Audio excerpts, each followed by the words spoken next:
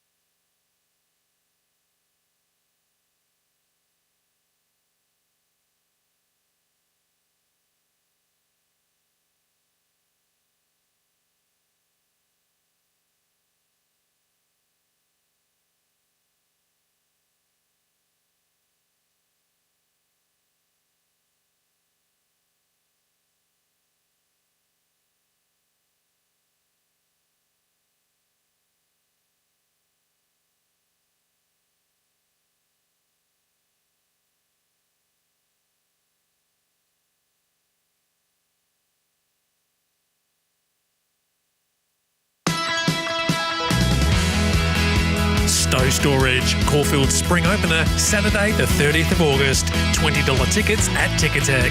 Live across Australia on SEN Track. Giddy Up with Gareth Hall.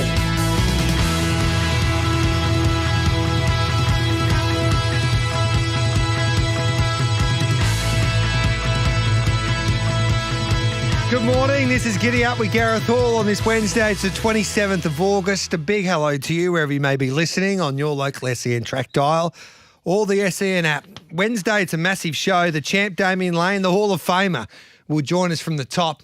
He was inducted into the WA Racing Hall of Fame on the weekend, so looking forward to catching up with Laney. Of course, he rides his superstar mare, Treasure the Moment, in Saturday's Group 1 Memsie Stakes there at Caulfield. Richard Callender, who is the CEO of the Trainers Association in New South Wales, will join us. There's a story that's bubbling along there in New South Wales regarding the trainers at the ATC and a rent increase of 10%. The trainers are unhappy, so we'll talk to Richie about that. Jamie Lovett will join us from Australian Bloodstock. Al Riffer. When I was over in Ireland, everybody wanted to tell me about this horse, Al Riffer. And he's a big chance now. He's coming to the Melbourne Cup. It's official. He'll be trained by Joseph O'Brien. He'll be looking to win his 3rd Cup. And he'll be wearing the Australian Bloodstock colours. So that's big news coming out of Ireland, I should say, there overnight. We'll find you plenty of winners today with Bag of Tips. Trial time with Matty Morton and Dean Watling. And Love It or Leave It as we talk about the hot topics in the sport of thoroughbred racing with Mickey Gannon and Will Friedman. Giddy Up brought to you by Bet365, because it's never ordinary when it's brought to you by Bet365. Imagine what you could be buying instead. For free and confidential support, visit gamblinghelponline.org.au. And of course, you are watching us every day now. We're streaming live on the SEN app and also on our Facebook page and our YouTube channel. So you can watch us streaming live, especially on that SEN app. It's 5 minutes past 8. Let's get stuck into our Wednesday show. Still Cliff sets the 3-year-old, 100 to go, the Taj Mahal, and Toes and Stardom's gone out. Toes and Stardom dropped from the sky and won the Emirates. Toes and Stardom by a length and a half. Castelvecchio into the straight at the 200, a length magic wand. Lee Brasseur down the outside, Castelvecchio a length, but here comes Lee Brasseur. Lee Brasseur stomps up, and the land of the rising sun wins the Cox Plate. Lee Brasseur by a length and a half, Castelvecchio. It's Head-and-Tour in front. Byzantine Dream is finishing strongly with Andras Starker. Damien Lane, Andras Starker. Damien Lane the inside. Head-and-Tour, they hit the line. Damien Lane, Head-and-Tour takes it out. Further back to Willie Do It and Firm Agreement. Aliana 175 out, 2 lengths clear from Willie Do It. Firm Agreement, but she's really opening up now, Aliana, and the filly's going to destroy them in the Derby. Aliana, different class. Boy, she towed the boys up by 5. Treasure the Moment, Like a Lucy. Ella Hazel is still there. 250 to go. Sun and Sand and Yu Wang. Treasure the Moment and Like a Lucy. They're both starting to knuckle down now. In the centre, Treasure the Moment. She's really lifting. Sun and Sand in front, but Treasure the Moment captures the moment. Another big win, claiming the Oaks double. What a career he's had so far, Damien Lane. It's only basically starting. He's in his early 30s and he's already a Hall of Famer. And the boy from Bunbury joins us here on Giddy Up. G'day, Laney. Thanks for joining us, mate. Morning, Gareth. Congratulations, a Hall of Famer of WA racing. What did that mean to you there on Saturday night? Yeah, a very proud moment. Yeah. It was a little bit surreal with some of the being talked about and some of the names already in a WA Hall of Fame. It was very humbling. Yeah. Did it surprise you to get it this early? What was your response like when you were told a few months back? Yeah, definitely surprised. It was probably the first emotion. I would sort of think that hopefully I've got a lot more ahead of me. So it was a little surprising, but obviously very proud also. Your resume speaks for itself. You have got a Hall of Fame record already, which is quite astonishing when you think about it at the age that you're at. And if anybody hasn't seen that package that Brittany Taylor and Racing Wagering Western Australia put together, I highly recommend. You can find it pretty easily on their social media platforms. But just to hear from yourself and especially your old man and your parents there, Laney, and how everybody is so proud of that achievement of you getting into that Hall of Fame. But it meant a lot to a lot of people as well, I guess. Yeah, definitely.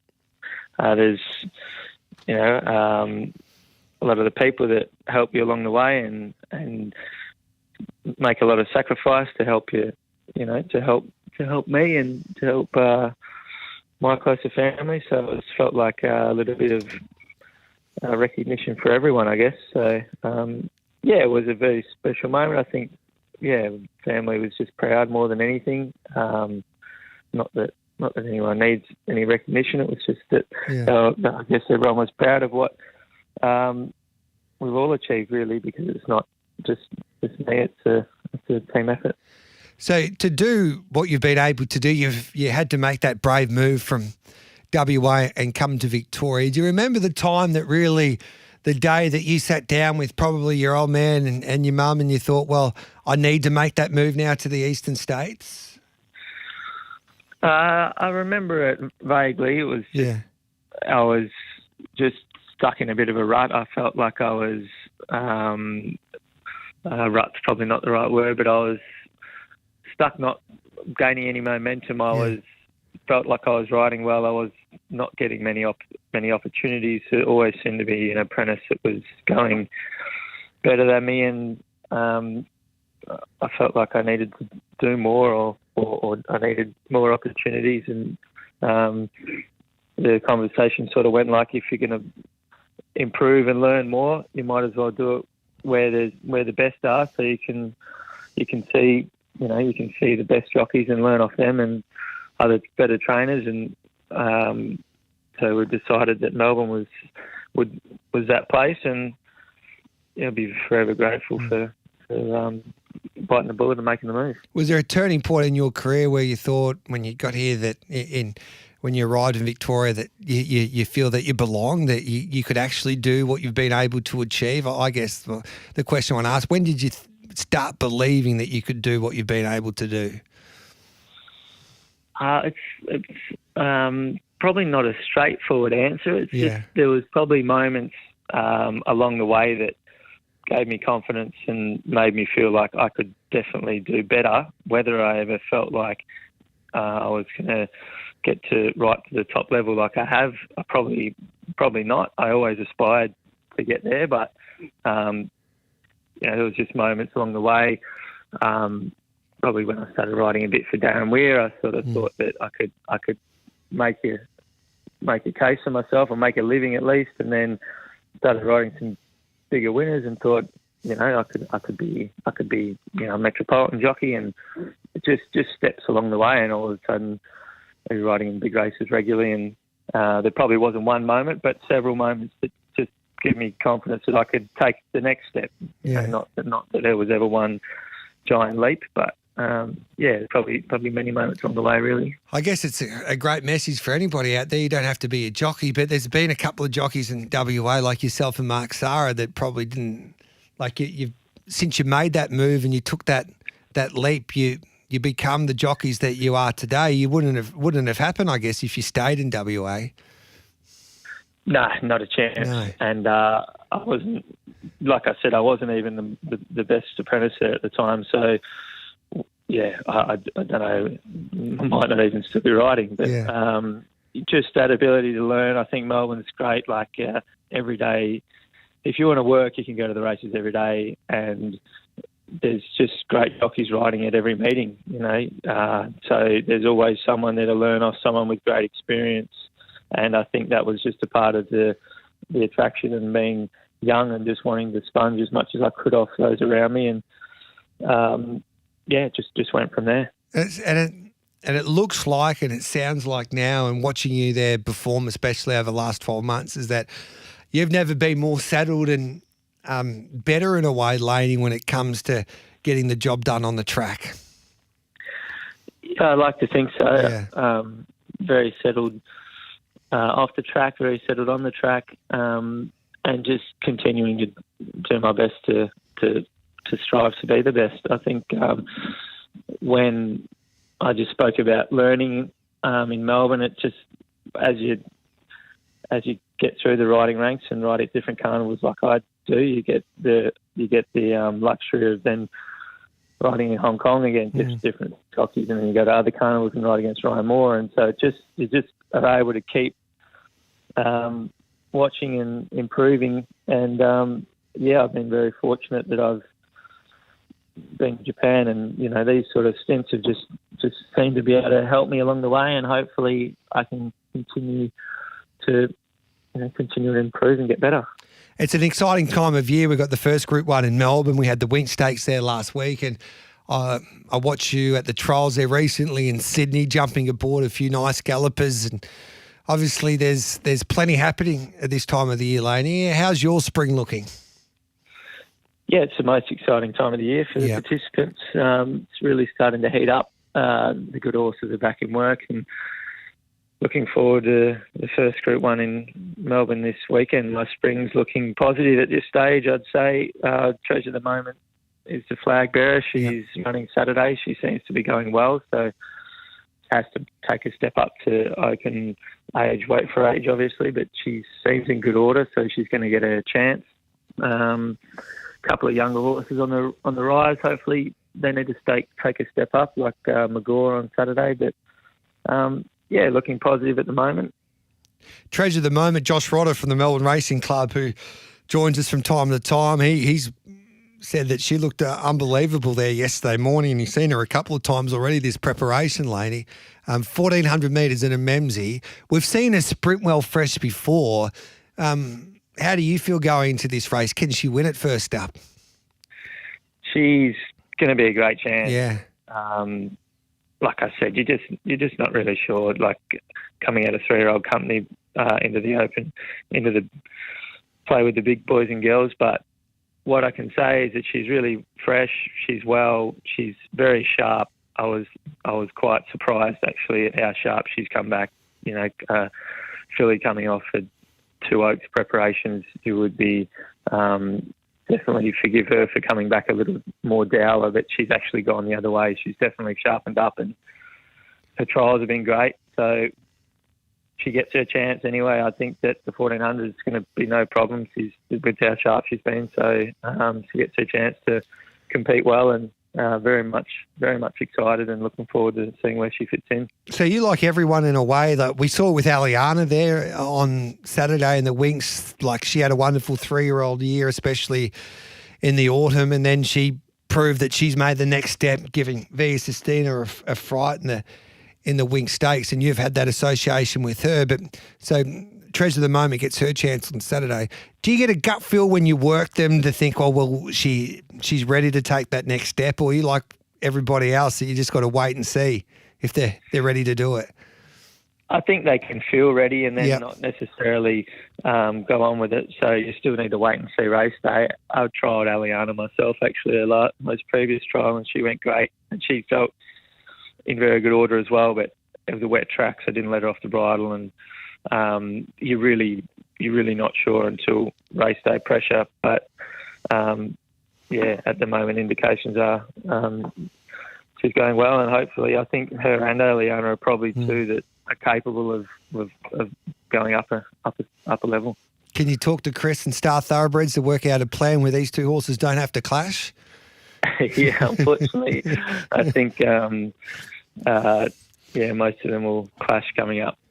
Yep. So that's exciting, mate, to see what she can do. And then McCaw's a fascinating runner, goes around in the McNeil on the weekend for the Browns, unbeaten so far. And as you point out, these young horses returning this campaign, it's exciting to see what they can do. Yeah, quite often 2-year-olds to 3-year-olds is where they can make their biggest improvement or their most least improvement. So he seems to be going well. He's a bit of a raw, quirky horse. He still has that about him. So it'd be interesting to see where he fits in. He's obviously got above average ability. We'll see how he goes. And, I love the trial of Manal in Sydney the other day. I think you rode her too, and she comes to Melbourne, it looks like, on Saturday. She trialled great. Yeah, very good. Hot race, basically a Group 1 mares race on Saturday. But, great to have her coming down. Obviously the beneficiary of her not wanting to be run on a heavy track on the weekend. So hopefully if she draws well, I think she'll come down and hopefully with a good chance. Very good race, but very good mare. What about any Japanese horses coming for you this spring? Not for me. I don't think, I'm not sure if there's a lot coming, but there might be a couple of Cups horses that are interested, but they're down in the weight, so nothing for me on the at the moment anyway. What's the process with you trying to find Melbourne and Caulfield Cup rides? Obviously Caulfield Cup Day's on Everest Day, so you might not be here, but a Melbourne Cup ride, obviously the weights have gone up, which will help most jockeys' causes there. Do you enjoy that process, or do you just leave that to your manager, Hawkey? Yeah, no, it's a combined effort. Yeah. Obviously always looking, and once the weights come out, you can have a little bit more of a feel around, because you just know what you're going to be capable of chasing. And it's obviously a long process, but also a lot can change quickly in racing. So just about being available when you can, and hope for a bit of fortune. You had some nice rides today, mate. What's your best? I think Mitchy Lewis is giving Deep Float Diva a good each way hope. Lovely Cuts, a promising galloper for East Goodwood. Yeah, Lovely Cuts, good. Yeah, she's trialled well. Yeah. I think she'll be hard to beat. Beautiful. Hey, Laney, on behalf of everyone here at SEN and SEN Track, congratulations being inducted into the Hall of Fame. You're one of the great blokes of racing. You care about the sport. The best part about you is you don't forget where you come from.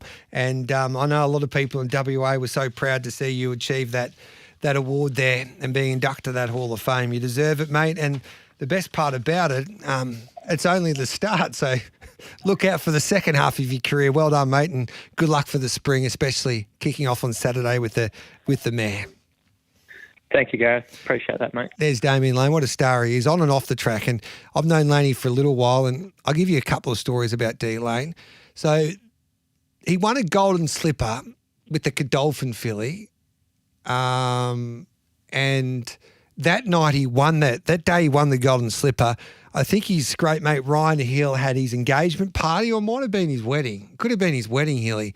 Anyway, we're there having a drink, and it's getting to about 8:30, 9 o'clock that night, and then D Lane rocks up after winning the Golden Slipper. He wouldn't miss his mate's wedding, so he doesn't forget where he comes from.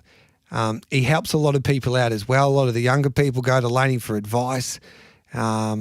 He wants to make other people better. So he's just a good individual. He's a good person, comes from a wonderful family, and he's been able to build such a wonderful career so far. And he's only 31, I think, Laney. So and he's been able to achieve a lot. And, he deserves all the success that comes his way. It's 21 minutes past 8. Richard Callan to join us next here on Giddy Up.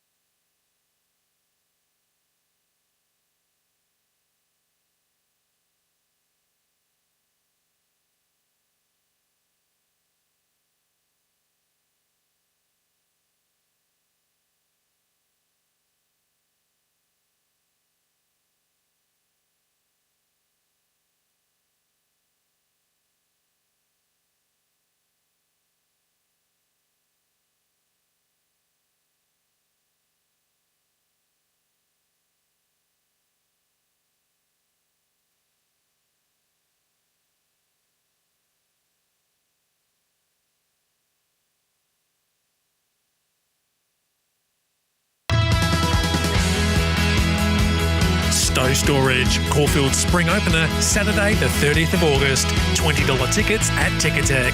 Live across Australia on SEN Track. Giddy Up with Gareth Hall.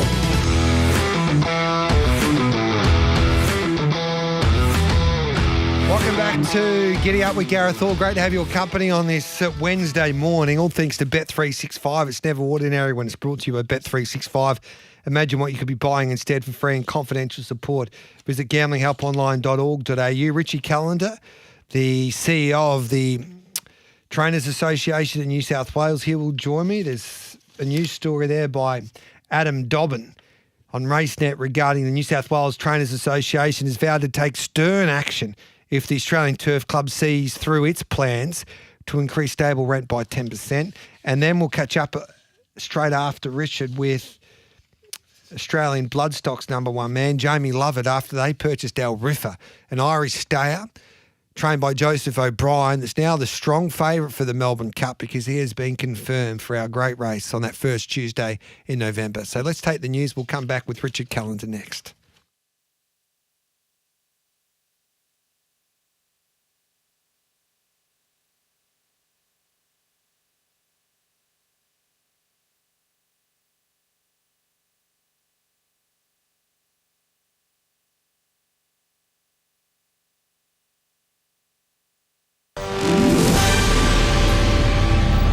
Powered by Signet, making SEN News headlines. A massive search continues in northeast Victoria for a heavily armed man who allegedly fatally shot 2 police officers. Welcome news for mortgage holders, with the RBA indicating it will lower interest rates again this year. A new report has found Australia has some of the highest allergy rates in the world, affecting around a third of the population. And another telco has been fined for failing to protect customers from scammers. Exetel will have to pay almost $700,000 over 73 breaches. Coming up next, sen.com.au sport. Daniel Rioli is back for the Suns, part of 3 changes for the Gold Coast who take on the Bombers tonight. Jaden Laverde and Sam Durham returned for Essendon. Zach Johnson dropped and Jake Gresham is out for personal reasons. And at the US Open, Aussies Maya Joint and Alexi Poprin are both through to the second round. Alex de Minaur and Chris O'Connell face each other this morning.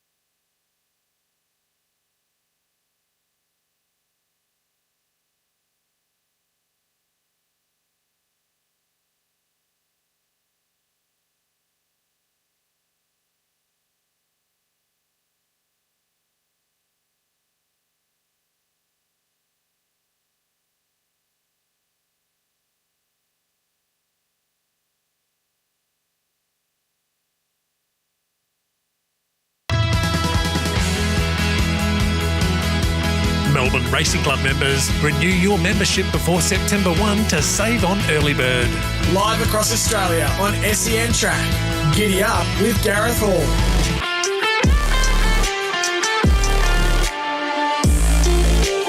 Welcome back to Giddy Up on this Wednesday morning. 0499 736 736 to join our conversation. I think for the first time ever, Richie Callender joins us here on Giddy Up. And, of course, this is with his hat on as the CEO of the Trainers Association in New South Wales. Richie, welcome to Giddy Up. Thanks for your company, mate.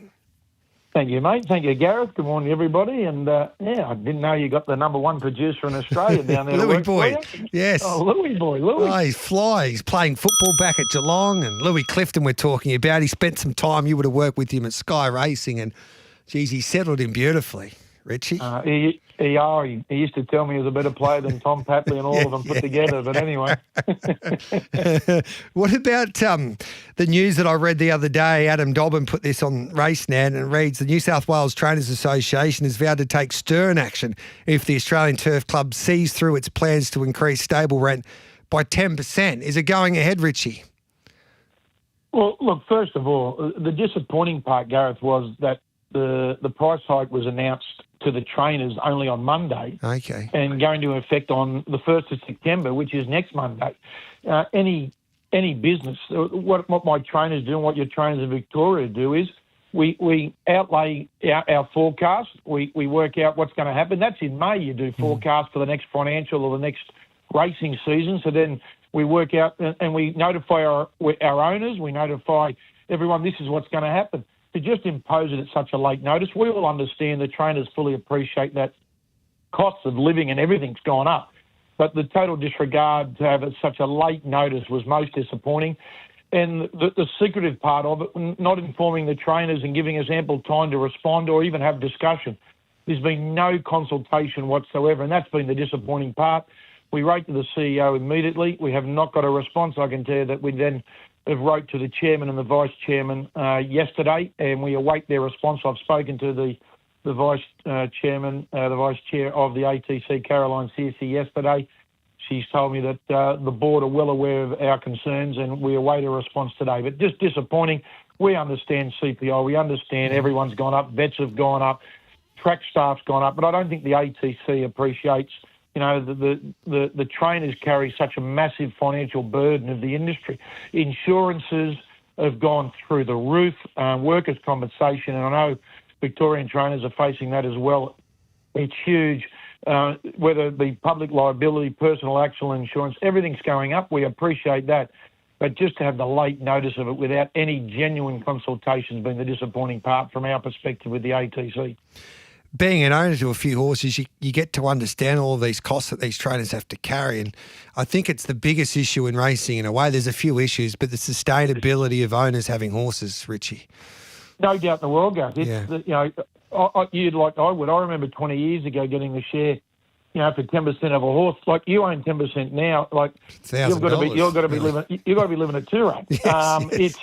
It's a bit different. I know we welcome all, whether it be rich or poor to racing. Well, the way costs are in racing, we're alienating so many of the owners out of the industry. We need to have a genuine discussion, not just with the clubs, but with the suppliers, but also the governing bodies have got it. That's where the majority of the money is going in, and I think we've got to somehow work out how we can lower costs, whether it be no track fees, and that's what we've pushed for up here in New South Wales, that the Racing New South Wales get involved and we abolish track fees. That'd be, we've got to appreciate that, owners, whether they be out west at Dubbo, whether they be up at Scone, whether they be down at Marie or down at Albury, we've got to appreciate all owners have got different bank balances, and we've got to accommodate all of them. We need to somehow reduce that cost. You're spot on, Gareth. The cost of owning a horse, and I know the prize money's great, don't get me wrong. I love that the prize money's going good, but that's not the be and end all prize money levels. We've got to lower the cost across the board of owning a horse. And I think that I realise is that if you don't have a metropolitan winner in Melbourne and Sydney, then that doesn't cover your costs for the year. So you need, and as you well know, Rich, and everybody out there, it is difficult to have a winner in town. And it's not just the owners that have 2 and 5%. It's some of the bigger owners that have got 15, 20 horses. Their costs are like all of a sudden, instead of them having 20 horses, they've got to cut back to have 15 horses. 100%, and it's all about cash flow. Yeah. And paying bills on time. We've just gone through an arduous relicensing with trainers right across New South Wales. Racing New South Wales imposed a lot more stringent financial accounting, and also in relation to welfare. And look, we're getting through it. A lot of trainers were processed quickly. Others have been asked to resupply, and that all comes down to costs. And owners that have got. I think owners go into owning horses with a genuine love and wanting to be part of it. But when the horse doesn't perform and then you miss one account, you miss 2 accounts, it gets to a stage, I don't think they want to be a bad debt, but they get to the stage that, do I take my kids, for a football on the weekend? Do I pay a training fees? And unfortunately, the training fees slip down the radar a little bit. And that's what, which is happening more often, bad debts right across the board. So we've got to come up with a solution, and it's not just in New South Wales, it's across the country.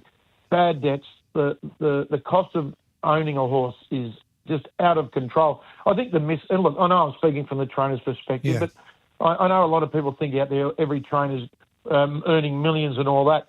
The costs that go out each day just to train a horse, that's not what is making a trainer successful. They only survive off the back of the 10%. And the training fee for a horse per day doesn't cover everything.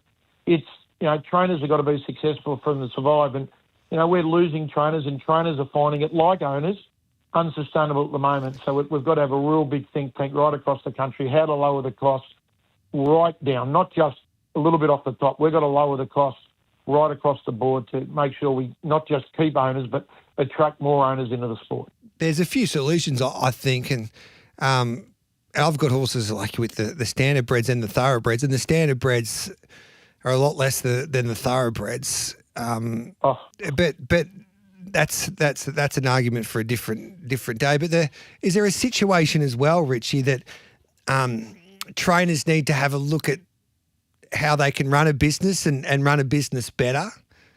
100%. Yeah. No, I'm certainly not getting away from that, Gareth. And look, a lot of our trainers, have grown up as horse people, and then they've just basically been self-taught themselves how to be a businessman, and that's probably been, a fault of the industry that we haven't said, hang on, we need to, draw back a few steps here. We need to educate people about how running businesses. And I don't think a lot of board people that impose a lot of these costs on trainers around understand too how a trainer's business runs. So there's fault on all sides.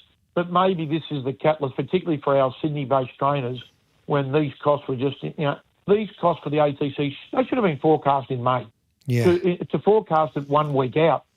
Our trainers, like your trainers, our trainers have already said, right, this is our set cost for next year. This is how we're going to approach it. This is what we've got to go up per day. And they notified their owners. They notified their owners months ago.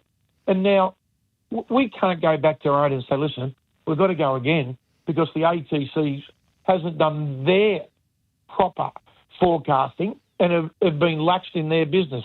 I'm hoping that's addressed today with Caroline and the new chairman, Tim Hale. This is a real moment for Tim Hale as the new chairman of engaging with the participants in racing and saying, right, let's get around the table and at least work out. And that's across the board, but this is just a particularly isolated case with the ATC. Yeah, I agree with that. It's just, the owners can't cop that. They're like, so you're going to put the rent up? Like, when did you know about this? Or last week? Like, it doesn't happen in the real world. And hey, I'm not saying that before when a few text messages coming through saying, Gareth, it's different training a standard bred to a thoroughbred. I talk to a lot of thoroughbred trainers and I feel for them. It's difficult to.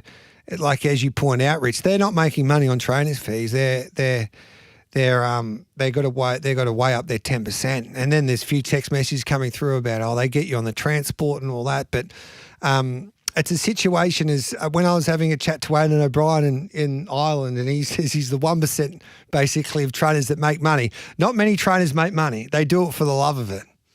Oh, you wouldn't be in it for the love of it. No. Don't get me wrong. Like our big trainers, they do okay. Yeah. Yeah, they're travelling good. They're going terrific. But, we've got a responsibility whether they've got 200 horses, whether they've got 10 horses. We've got to find a way that everyone can prosper. I know that, like, I left school at 17 and turned golf pro. It took me a few years to realise I'd be living at home and I'd still be there if I continued down that path because I wasn't good enough at it. Yeah. Some trainers, it's not just training horses now. As you rightly pointed out, it's running a business. And there's an art to running a business, running it properly and running it profitably. And the biggest problem with our trainers is not enough of them yell out for help until they get into a financial position that they find it hard to get out of. It's easier to ask for help when you're, maybe one step behind where you need to be. When you get to 10 steps behind, sometimes there's no way out.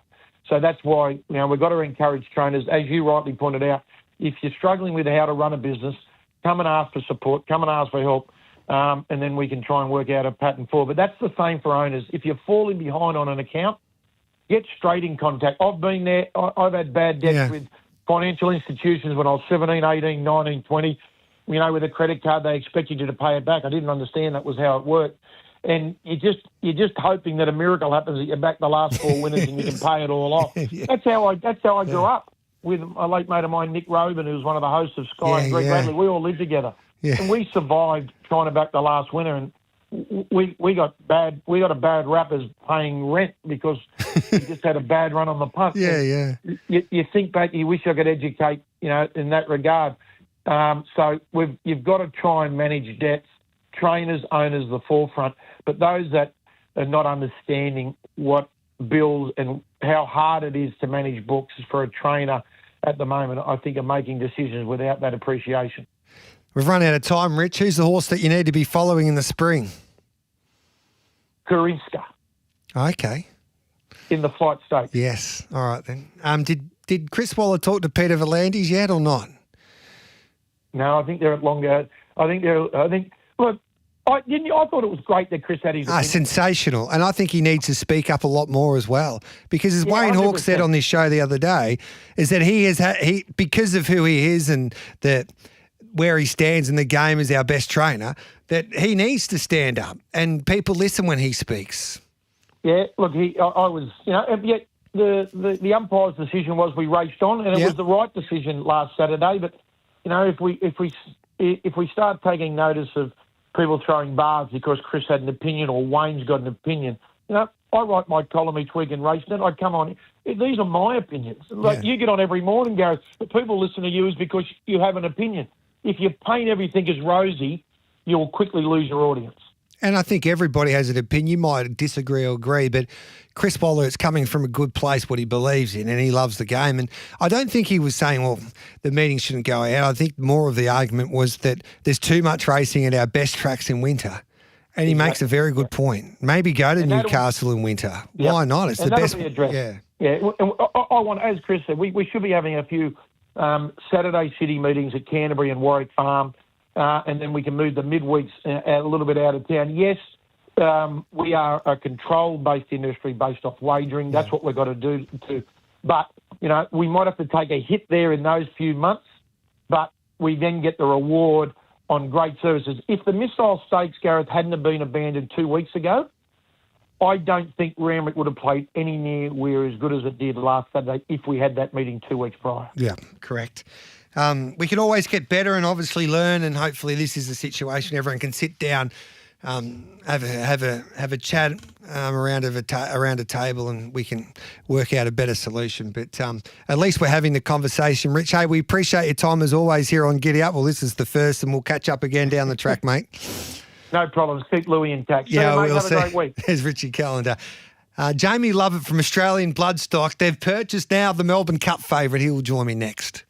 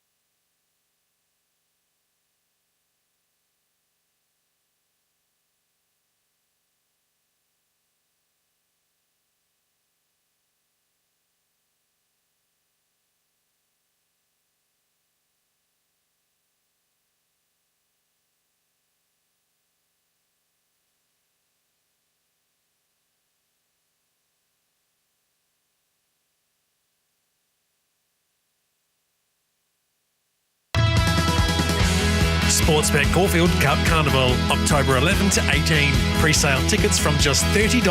Book now at Ticketek. Live across Australia on SEN Track. Giddy Up with Gareth Hall. Quickening up, Al Riffer down the outside has taken them all in a handful of strides, and away goes Al Riffer and Dylan Brown McMonigal lengthening their lead all the while over Shackleton, who's in a fight for the second with Drawn to Dream. But it's Al Riffer off the mark for the season in the Michael John Kennedy Curragh Cup. So that was Al Riffer. He won a Curragh Cup already this year, and then he was put into the markets there for the Melbourne Cup. He was at the top of the market, but now he's the standout for the Melbourne Cup after Australian Bloodstock, who know how to win a Melbourne Cup, purchased this galloper. It was announced overnight. He will still be trained by Joseph O'Brien, but Jamie Lovett from Australian Bloodstock joins me now. G'day, Jamie. Thanks for your time, mate. Yeah, morning, Gareth. How are you, mate? No problem. That is exciting. How did this deal come about? And was it a long time in the process to get this deal done? Yeah, look, he's the obvious horse, for want of a better term. Yeah. We wouldn't have been the only ones that would have identified him. So, like a lot of these horses, it's a process. He's clearly been a horse with a good profile, and certainly after his last win, that was his first time over a mile and a half. He sort of had a flashing light that the 2 mile posed no problems for him. He's a son of Woodham Bassett. What a job that stallion's doing if you can buy a horse like him that you think can get 2 miles.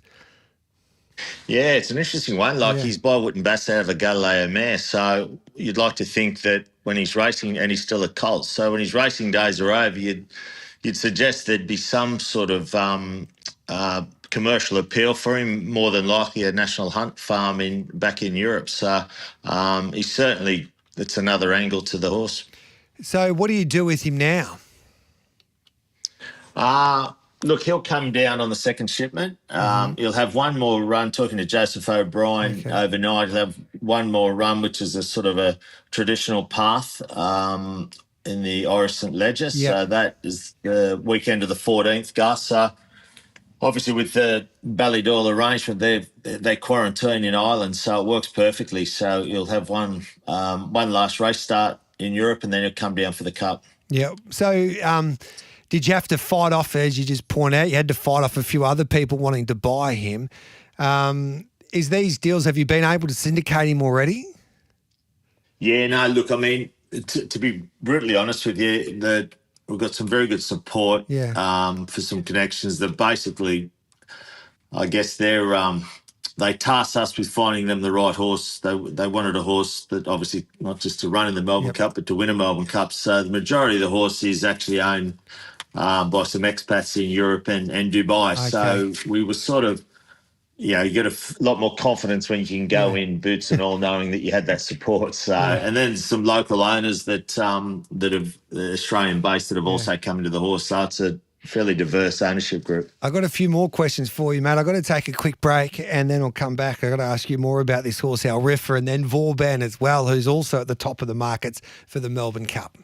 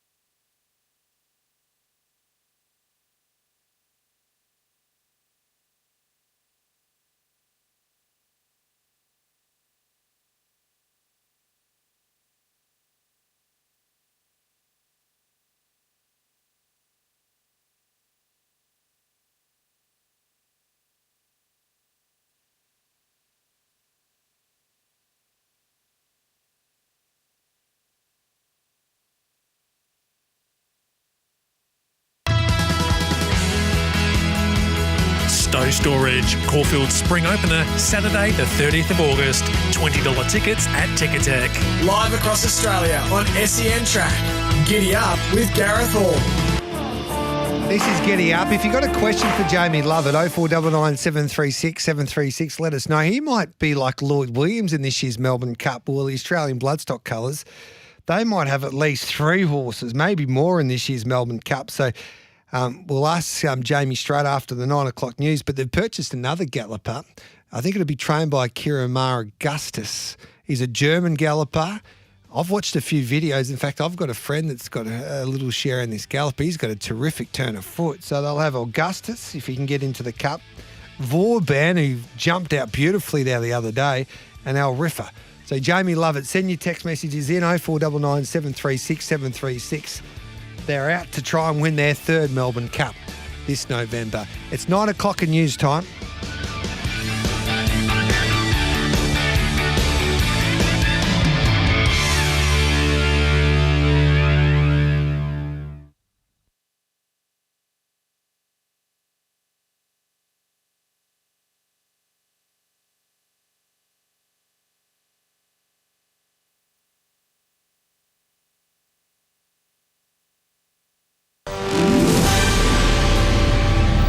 Powered by Signet. Good morning, I'm Nath Gardner with SEN News. Police across Victoria and the nation are mourning 2 of their fellow workmates killed in the line of duty. A number of officers were executing a warrant at Port Punker in Victoria's Alpine region when a 59-year-old detective and 35-year-old senior constable was shot dead. Premier Jacinta Allen telling 7 police continue to hunt the accused gunman, self-proclaimed sovereign citizen Desi Freeman. Yesterday was such a tragic day for our state, and also too, we should remember all of the members of the policing family, not just here in Victoria but around the country, will be just feeling such great grief and loss as a result of what occurred yesterday. Iran has vowed to take reciprocal action after Australia expelled the country's ambassador. It's over accusations that Tehran was behind anti-Semitic arson attacks in Sydney and Melbourne. There are mass protests across Israel, with Israelis demanding its government end the Gaza conflict and finalise a hostage deal. It comes as 5 journalists were killed in an airstrike on a hospital in Gaza. In Formula One news, Sergio Perez and Valtteri Bottas have been confirmed as the debut lineup for new F1 team Cadillac. The 35-year-olds, who both lost their seats last season, will be back behind the wheel when the American team debuts at the Australian Grand Prix next year. And Taylor Swift has announced her engagement to Kansas City Chiefs NFL star Travis Kelce. Coming up, SEN Sport. Maya Joint has won her first round US Open match, and earlier fellow Aussie Alexi Poprin reached the second round after a straight sets victory, setting up a meeting with Yannick Sinner. The 26-year-old confident he's in with a shot against the world number 1. I always brought my best level against the players that were older than me or higher ranked than me. But for me, it's a matter of consistency.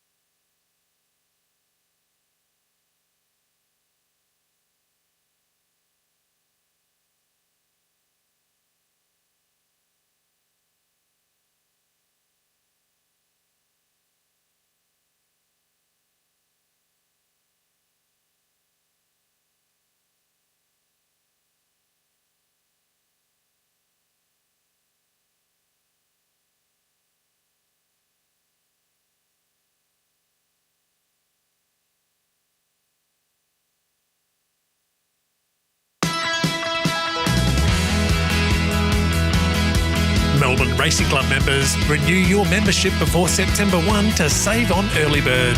Live across Australia on SEN Track. Giddy Up with Gareth Hall. Welcome back to Giddy Up. Jamie Lovett from Australian Bloodstock is joining me. He's been good enough to hold for us, so we appreciate that. We've got Bag of Tips coming up next, and then Love It or Leave It. Mickey Gannon and Will Freedman will join me in the final hour today to talk about some of the hot topics in the sport of thoroughbred racing. Plus, we've got trial time with Dean Watling and Matty Morton. So, Jamie, excited to get our riffer. He'll go straight into the Melbourne Cup, so no runs before that when he arrives. Yeah, no, he'll come on the second shipment, Gus. Oh, okay, he'll have the one, as I said, the one run in Ireland, and then he'll come down straight into Werribee and into the Cup. Who's your best chance in the Melbourne Cup this year? Oh, look, one thing I've learned in August, you're holding your breath just to get him into the race. I'm not going to get ahead of ourselves, but certainly at this stage, they're sort of they're all in good form, and that's sort of the thing of when you're coming into the Cup, it's a hard race to win. You need horses in form. And Joseph O'Brien, we know that he knows how to win a Melbourne Cup. What's he say about this horse's profile compared to the other Melbourne Cup winners he's had?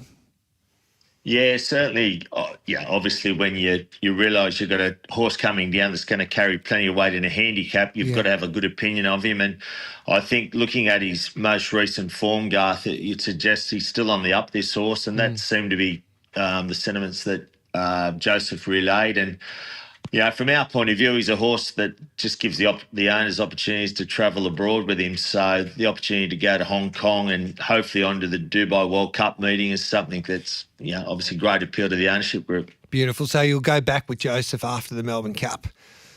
Yeah, absolutely. Yep. We'll make arrangements that he'll stay in Melbourne post the Spring Carnival and then make his way up to Hong Kong. Tell us about this German galloper, Augustus.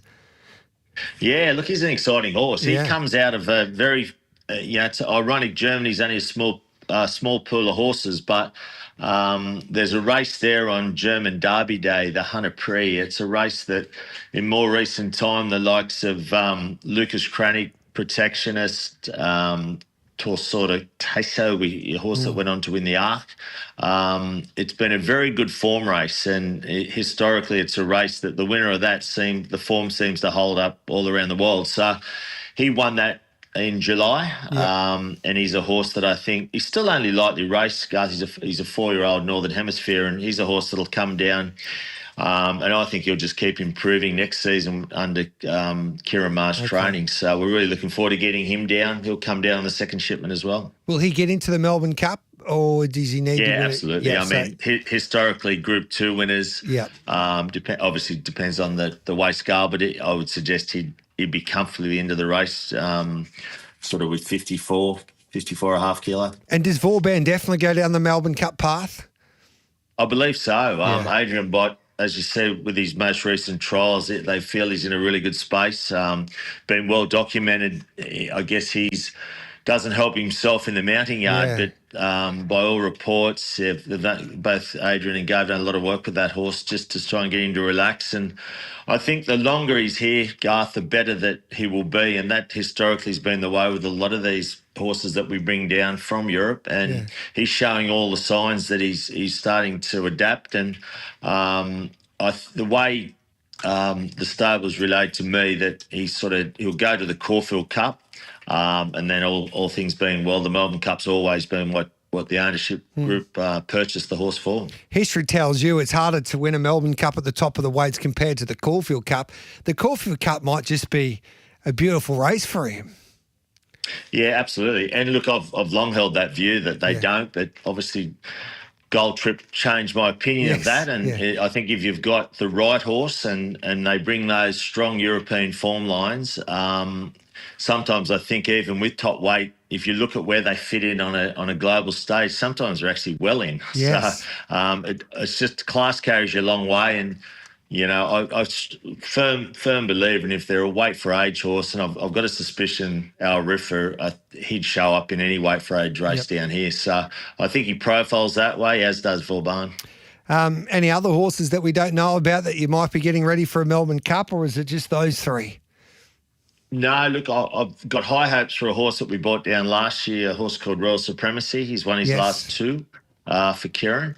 He'll run in the Newcastle Cup. He'll take a more traditional path where he'll go the Newcastle Cup. If he were to perform well there, he could then go onto the Metrop and or the Caulfield Cup. But he hasn't been out to 2 Mile, but he's got very strong form lines last season in an Italian derby, Royal Ascot. He's a horse that I think lightly raced, but we've got very high hopes for him. And Sayadati, he'll run in the Archer on the 13th. He's found form. He's a lightly raced, beautiful, relaxed staying horse that puts himself on speed. So we're hoping we can hit him into both the cups as well. Do you think, like, he was a horse that had some pretty handy form lines before he came out to Australia last year, but it looks to me that he's just getting better with racing a little bit, but he's had a pretty handy preparation already so far. Yeah, look, I think he's testament to the master, but like he got down here. Look, we asked too much of him, to be fair.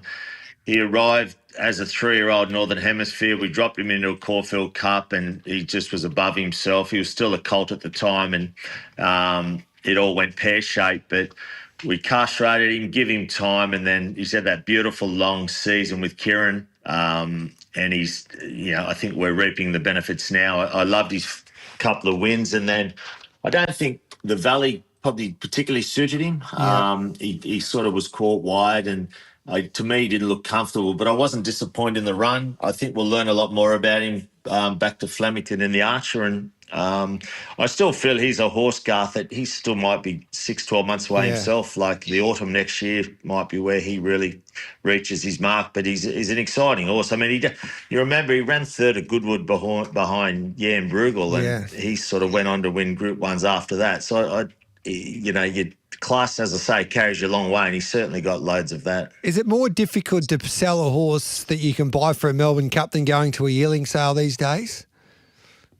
Oh, look, I mean, I think that's the society we live in. We want instant results, and patience isn't something that a lot of people have got. So there's no doubt if you, and we've been very fortunate that we've been tasked to go and buy these horses. So you're not trying to sell them after you purchase them. You know that you've got a good percentage of the horse already done before you purchase it. But look, it's, if you buy a nice yearling, I'm sure there's plenty of clients who'll dive into them as well. We're just very fortunate in Australia that our racing's so good that people want to be a part of it. And it's a pity because it looked like Relentless Voyager, after what he did there at Moonee Valley at his last start before unfortunately he went amiss, would have been on track for a Cup's berth.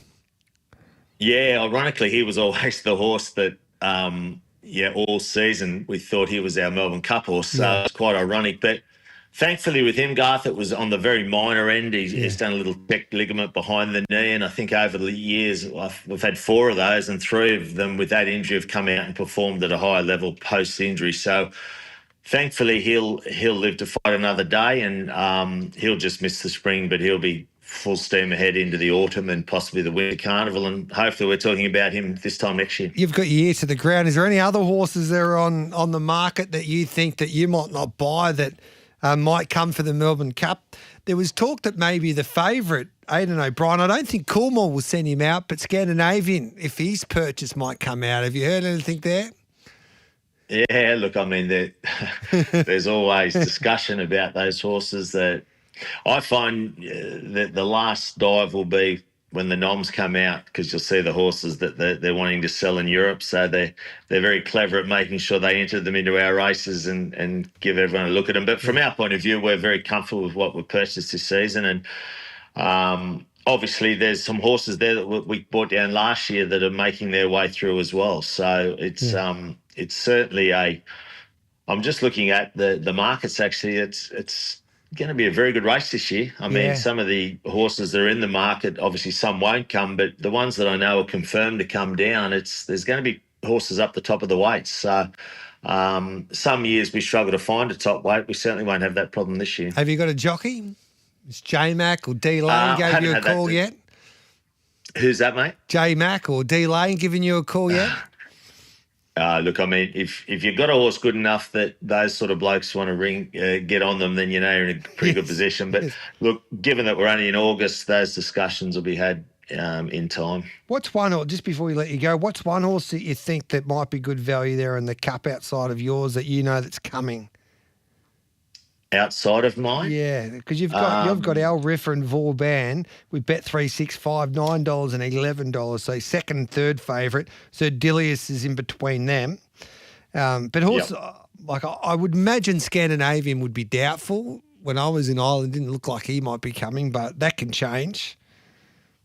Yeah, look, it's very hard, those horses. To be honest with you, I think they should all be 25-1 to be in the race. Yes. It's so hard to get them there this far out. But there's probably a horse who's already here, but he is an imported horse with Kieran's stable. He's not one of ours. But if I was taking the early markets, the Middle Earth's the horse that I think would be Kieran's cup horse. I think he profiles. He had very strong form lines over there, and again, you can't put enough weight into horses that have been with Kieran for that period of time. They, as we all know, the longer they're there, the better they get, and he's certainly got the class. So I think he's 40-1 in some markets. He'd be the one for me. There you go, Middle Earth. Hey, mate, we appreciate your time. Congratulations purchasing our Riffer. When I was in Ireland, they were talking him up. So well done to get him. And he looks like he's going to be, if he gets here safe and sound, he'll take a power beating in our great race as you look for your third Melbourne Cup. Have you got any winners for us? A few text messages coming through. Surely Jamie's got a winner for us. Just one? Look, I haven't got an obvious one, mate. All right, then. We'll just wait. We'll wait. There's a horse on Saturday, Chris Lees. I'll accept with him. He trolled up a horse called Lord of Biscay. Okay. If he gets his conditions, he's trolled up lovely. I think he's a horse that will go on to the big dance in November, and I think he'd be, wherever he runs, he'd be well placed. Thanks, Jamie. Appreciate your time. Thanks, Garth. There we go. There's Jamie Lovett from Australian Bloodstock. I know these text messages are flying through. I've met Jamie Lovett on a few occasions. In fact, we've stayed. I went to Cornwall to have a look there in the Hunter Valley, and he was there with Chris Lee. So obviously, I've left an impression. He might have just punished me for running late today, Paulie. He's a good man anyway, Jamie Lovett. We'll take a break. We'll come back with Bag of Tips next.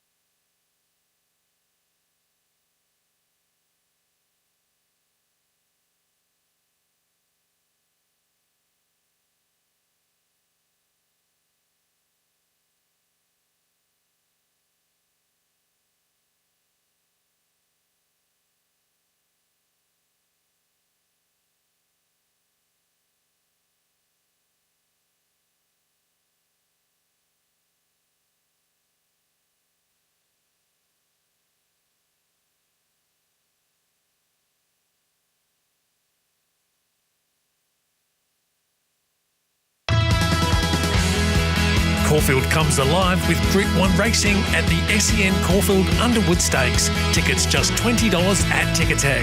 Live across Australia on SEN Track. Giddy Up with Gareth Hall. The Giddy Up bag of tips for Oz Equipment Rentals. Supplying equipment to the construction, mining and roadworks industries. OzEquipment.com. Time for bag of tips, thanks to Oz Equipment Rentals and also the best pub in the Mallee, the Ultima Hotel. See if we can help you find a few winners on this Wednesday. We've got Metropolitan Racing right across the country as well. Let's catch up with our first guest, and I think it's Mickey Gannon who's ready to go. G'day, Mickey. Great, man. Garth, how are you? Good, thank you, mate. Let's hope Tags doesn't get hold of that. No. We were with Jamie when we caught up with him in the Hunter Valley. Obviously, I left a wonderful impression with him. Either that or someone slipping him $20 every time he gets your name wrong. Who knows? Could be a good practical joke. Yeah. What about today? How do we back a winner on the Kensington track? Yeah, rails out 3 metres on a heavy 9. I think you're going to be looking for horses to get to the middle part of the track. So, interesting. Just want to touch on race 1 before we go into the best bets. I thought Lady Pankhurst is the best horse in the race moving forward. Just want to see if we can get a push out of the yard for her. Obviously, her best is probably going to be over a little bit further, but if we get a good push in the yard and she's screwed down, I think we can probably back her in the first, but we'll just wait and see, G.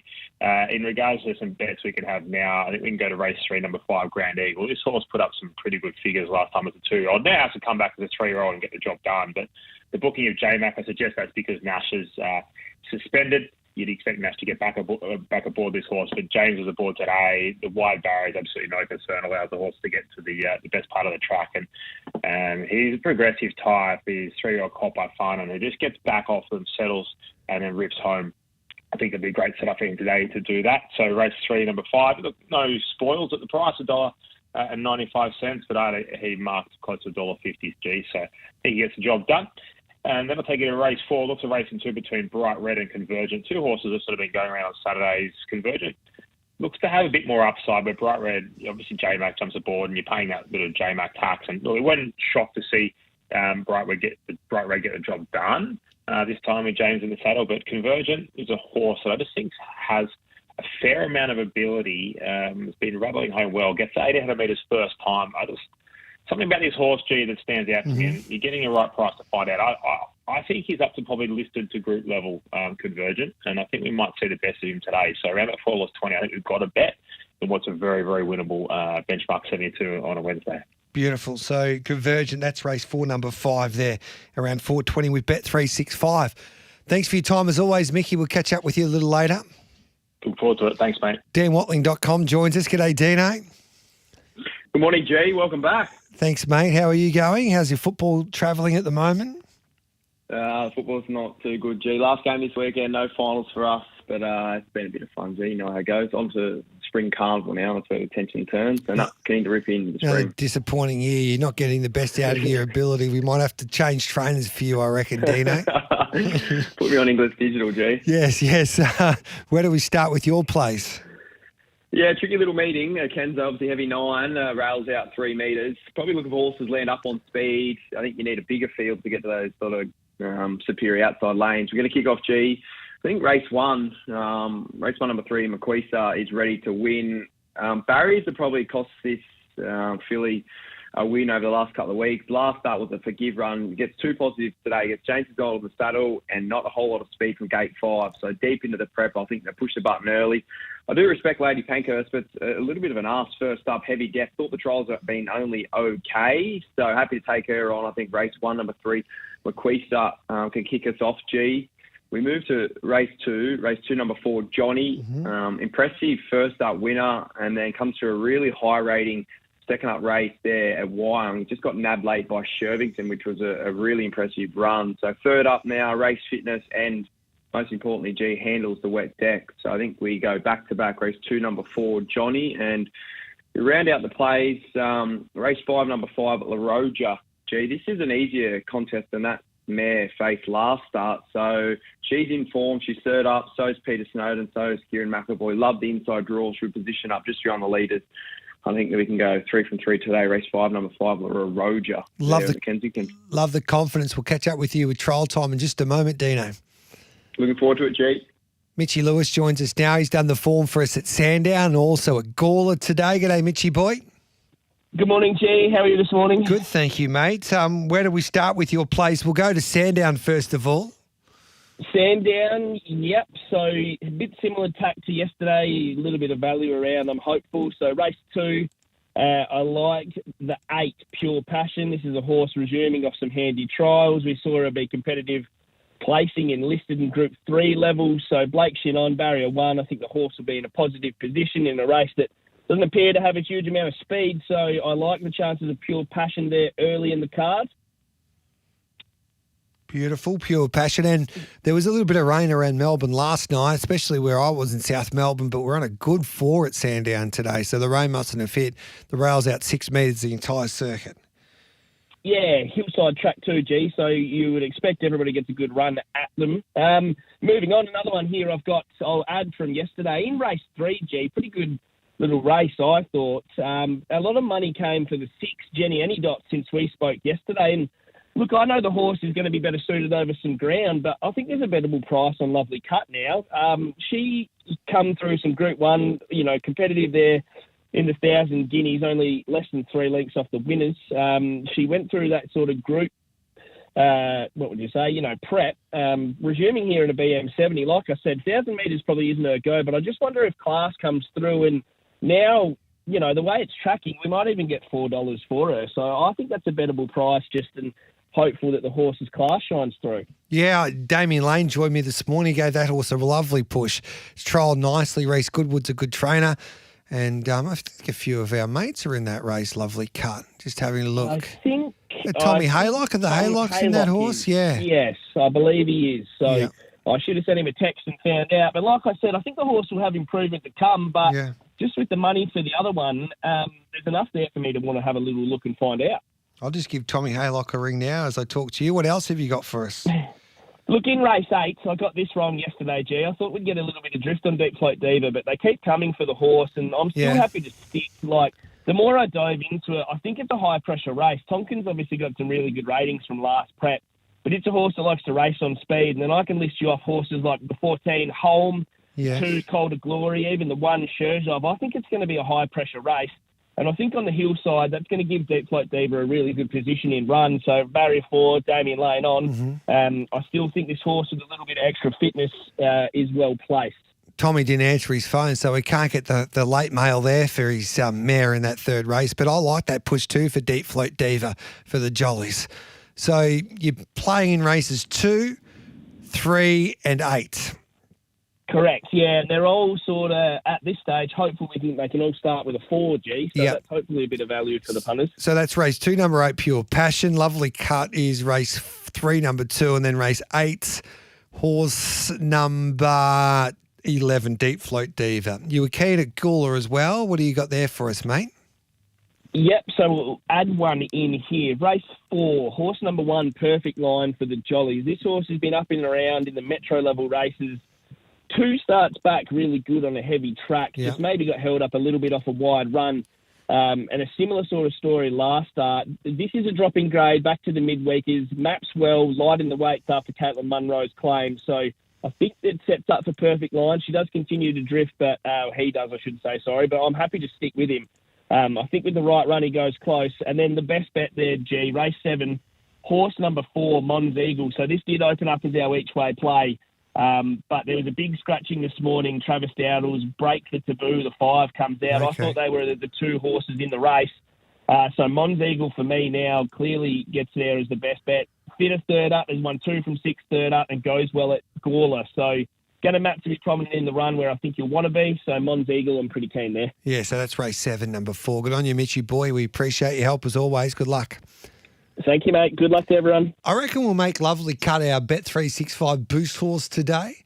So Lovely Cut for Reece Goodwood and Damien Lane. 9:30, I might take the news. We'll come back with Chris Nelson.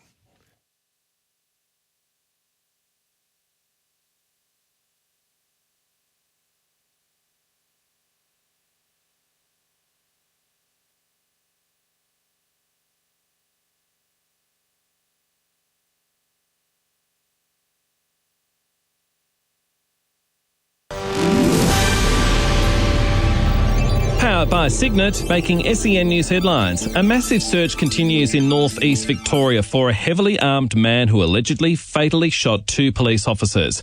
Welcome news for mortgage holders, with the RBA indicating it will lower interest rates again this year. A new report has found Australia has some of the highest allergy rates in the world, affecting around a third of the population. And another telco has been fined for failing to protect customers from scammers. Exeter will have to pay almost $700,000 over 73 breaches.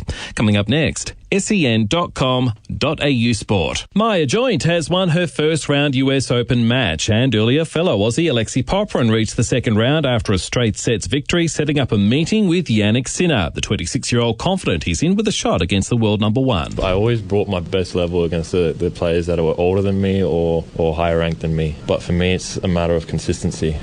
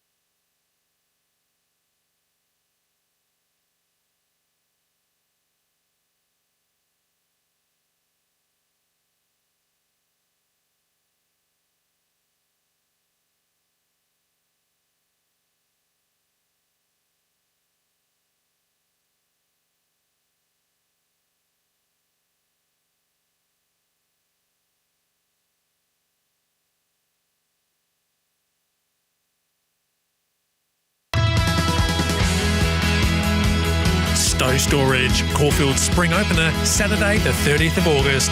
$20 tickets at Ticketek. Live across Australia on SEN Track. Giddy Up with Gareth Hall.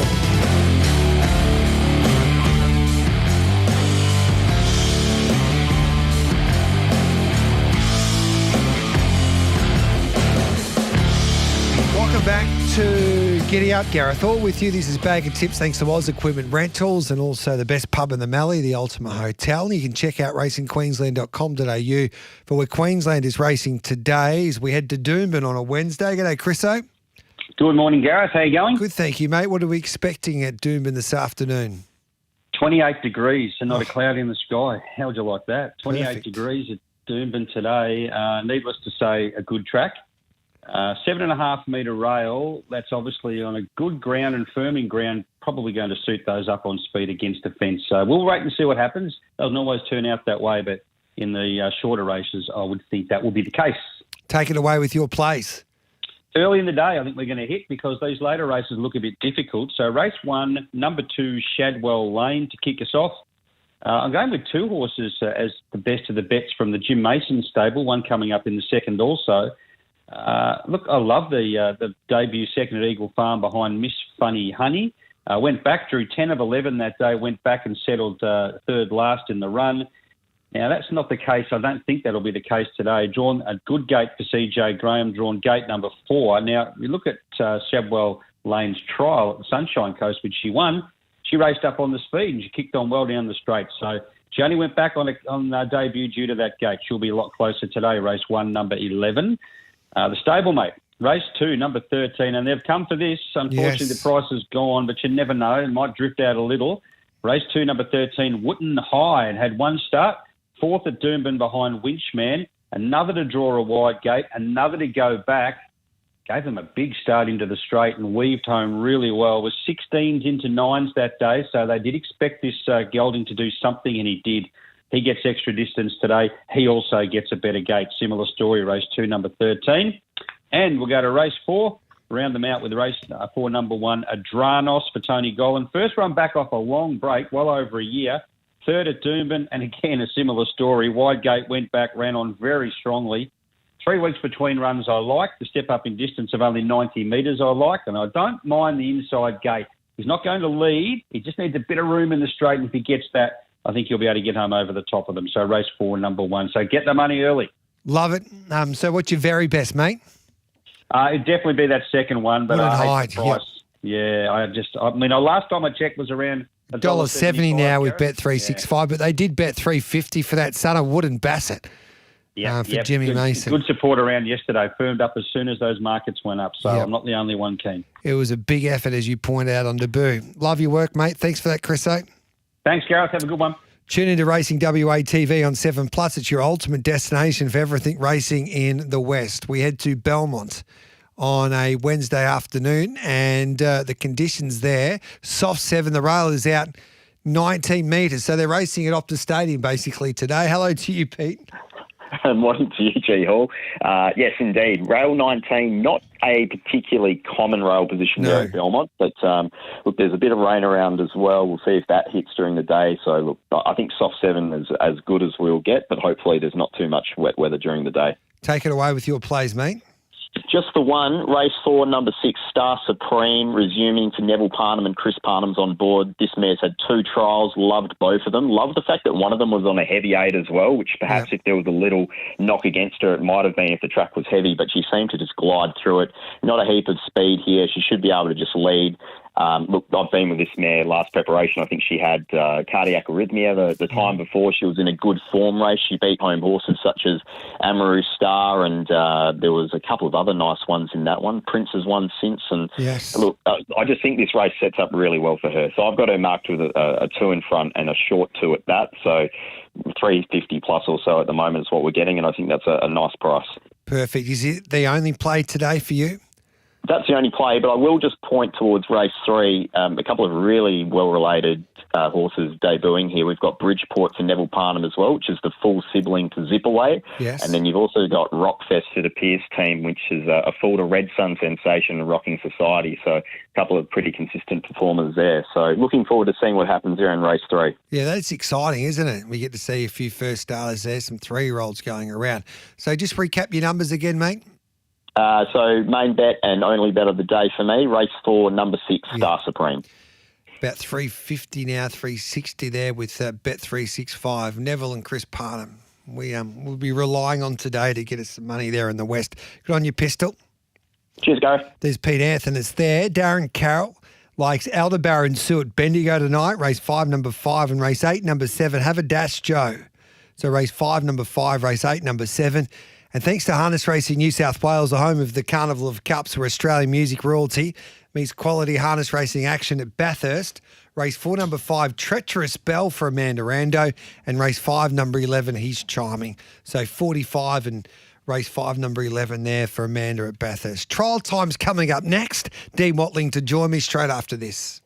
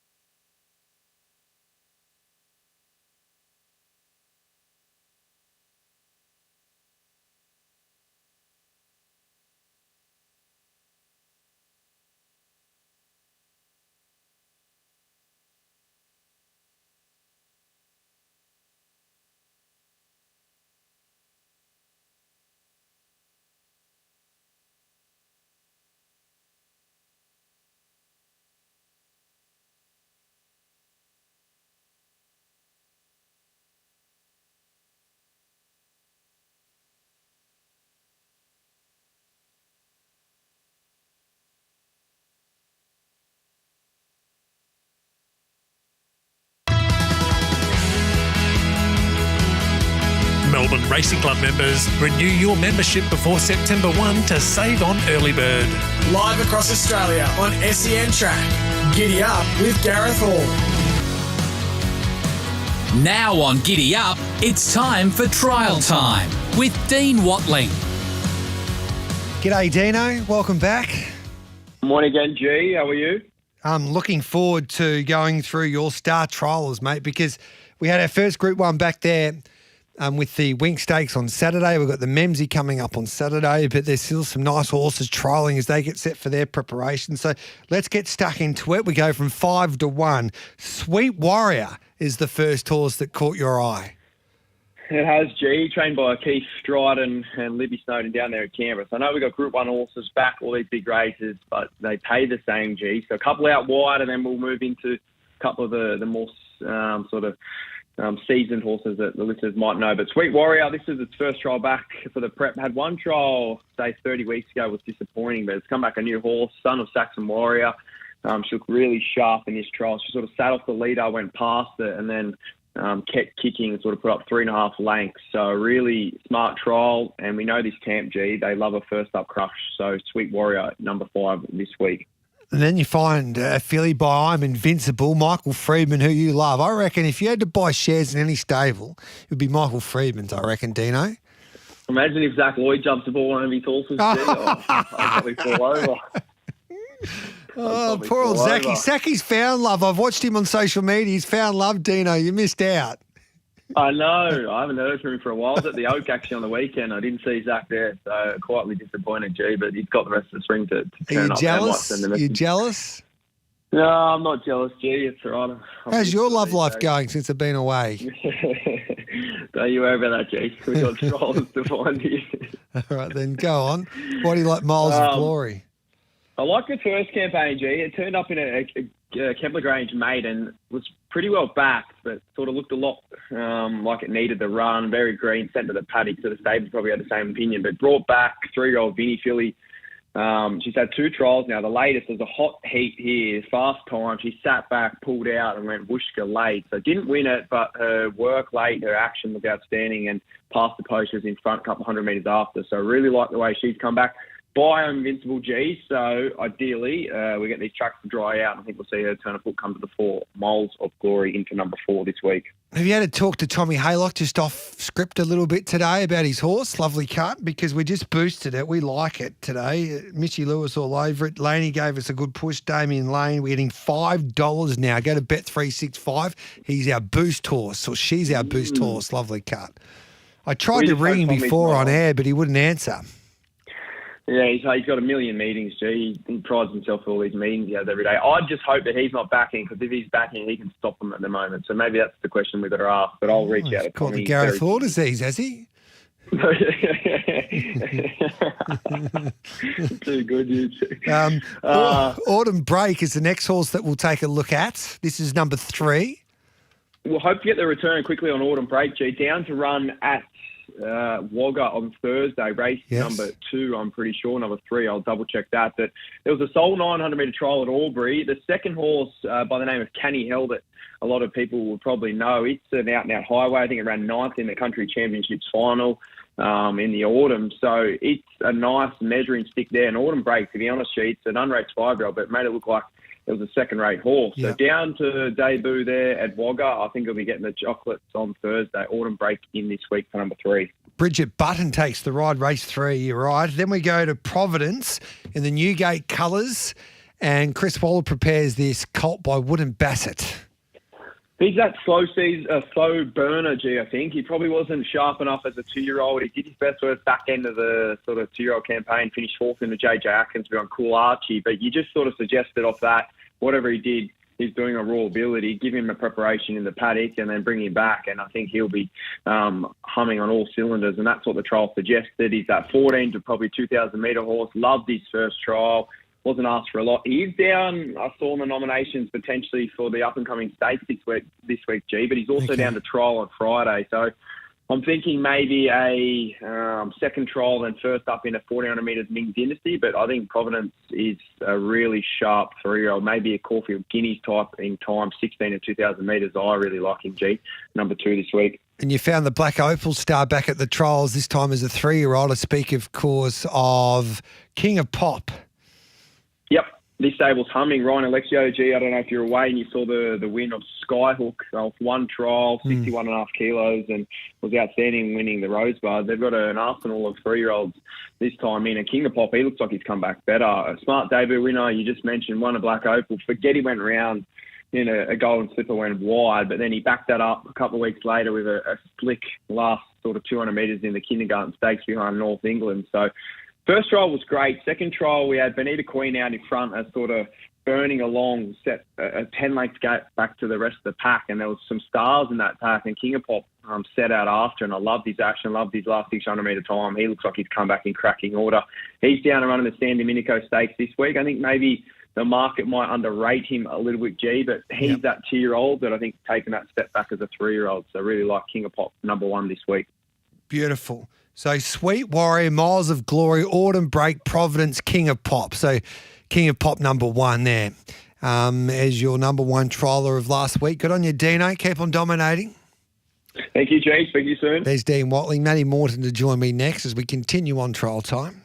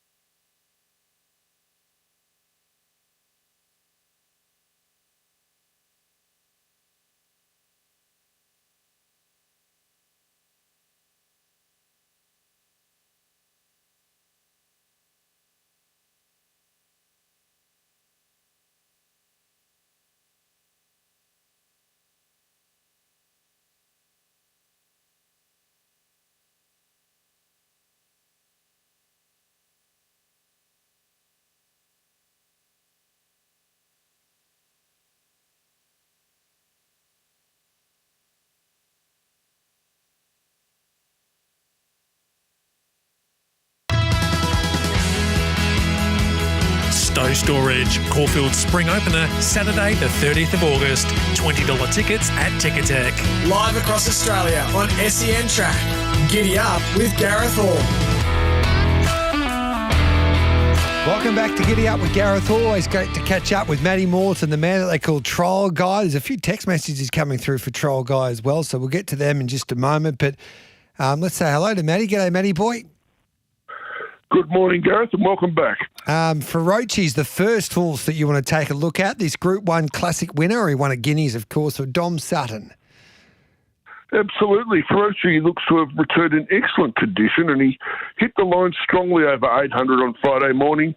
He set him behind the speed set behind Cottagio, easily cruised past that galloper when asked and hit the line full of running. He looks bigger and stronger this time in, and even though the 1100 he faces on Saturday may be a tad short, expect Ferrochi to be hitting the line strongly late. Sepples is a good horse. We'll hopefully get to see him at the races this Saturday. Or he doesn't get scratched anyway for Cliffy Brown. Yes, well, he had a bit of a setback and had to return to the trials after a barrier mishap and late scratching recently. He set up the speed set behind Palm Angel, the high-class filly from the Warren camp, and came wide to easily jog past that filly. Excellent effort, and Seeples is ready to go again. If he goes around in the BM 100 rather than the Memsey on Saturday, he'll be very hard to beat. I'd be a little bit more cautious when it comes to Vinrock, who's engaged in the McNeil on the weekend. I think he was third in that heat. He doesn't look to be at his autumn peak just yet, so they've probably got bigger targets for him down the track, and he's not quite ready, I don't think. Graham Beek's got some stable. One of his stars is Neonce, and she went around in heat 1 at Cranbourne. Absolutely. She's been brought along slowly this campaign by the big team, but looks ready to go now after a nice piece of work at Cranbourne on Monday morning. Had some speedy types to get past, and she did it strongly without too much pressure from the saddle. She looks ready to go now and will be very hard to beat first up. And Vajusisovic has got Astral Flame. Astral Flame is number 2 for your trial watchers. Absolutely. This 4-year-old mare progressed nicely through her initial racing prep last time and looks to have returned in very good order. Currently off a mark of 66, and she looks a lot better than that. Went around the outside fence and scored easily with plenty of in hand on Monday. Astral Flame is certainly one to stay on the right side of this preparation. And I think she's got plenty in store, Astral Flame. And number 1, Treasure the Moment, who goes around in the Memsey on Saturday.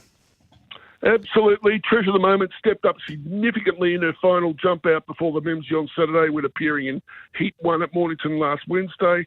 The Matt Lowry trained star sat behind a solid speed before being produced late to score with something in hand. Tropicus was the front runner, and he was a very good second. They didn't ask him to do too much late, and he'll also be hard to beat first up on Saturday. I think he's the McNeil or something like that. Correct. Would you be backing her in the Memsey? I would be, because on the other hand, the high-quality mare, just to follow up on that, the other hand, the high-quality mare Isthmus looked very ordinary dropping out to last, and her spring campaign looks to be under a cloud. Okay. But all the honours went with Treasure at the moment, and she'll give the Memsey a very big shake. So you would back her right now at $11 to defeat Fangirl and Brightside on those horses? Well, I think she's going better than Brightside. I wasn't convinced with Brightside's recent trial. Fangirl, I don't know whether she's going to be a Caulfield horse, but Treasure at the moment's going to be in the right place at the right time, I feel. All right, and she will be very hard to beat. I think she's value in that run. Love your confidence. I've got 20 seconds. In fact, I might ask you this question straight after the news. It is 10 o'clock.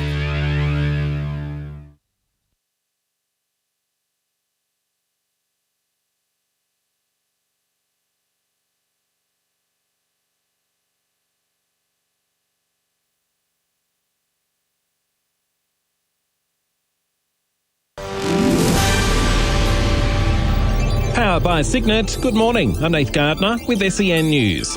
Victoria's top cop has given an update regarding the shooting deaths of 2 police officers in the line of duty. Alleged gunman Desi Freeman remains at large, accused of killing a detective and senior constable at a property in Porpunka in Victoria's Alpine region. Mike Bush says there are 2 key parts to their current operation. One is the crime scene investigation, so we will remain at that address very well armed and equipped if he is to return. And we are searching other locations, densely populated bush area, and other dwellings in that location. The RBA has indicated it will lower interest rates again this year. Minutes from the board's last meeting show members agree a further reduction is needed. The bank's next meeting is at the end of September.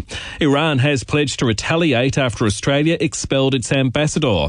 It's following accusations that Tehran orchestrated anti-Semitic arson attacks in Sydney and Melbourne. Foreign Minister Penny Wong rejecting Iran's claims that Australia is aligning itself with Zionist policies. This Australian government is not going to countenance a foreign regime engaging in activities in Australia which are not just about sowing division, they are that, but they are also violent acts which harm or have the potential to harm Australians. It's not acceptable. A new report has found Australia has some of the highest allergy rates in the world, affecting around a third of the population. And Melbourne and regional Victoria was the nation's top tourism destination this winter. Coming up, SEN Sport. The full makeup of the top 8 will be revealed after tonight's match against the Suns and Essendon. A win for Gold Coast will see it face either Fremantle or GWS in the first week of the finals. Bulldog fans praying for a Bomber boil-over to remain in 8th. And Alex de Minaur has down fellow Aussie Chris O'Connell in straight sets at the US Open to reach the second round.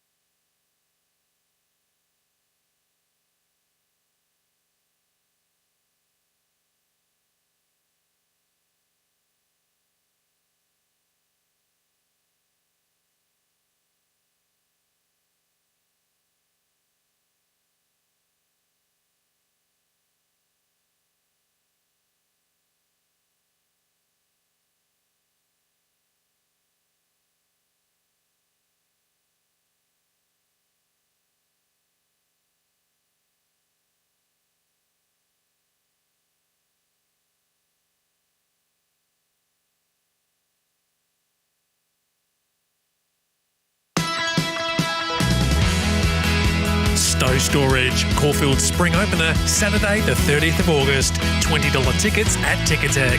Live across Australia on SEN Track. Giddy Up with Gareth Hall.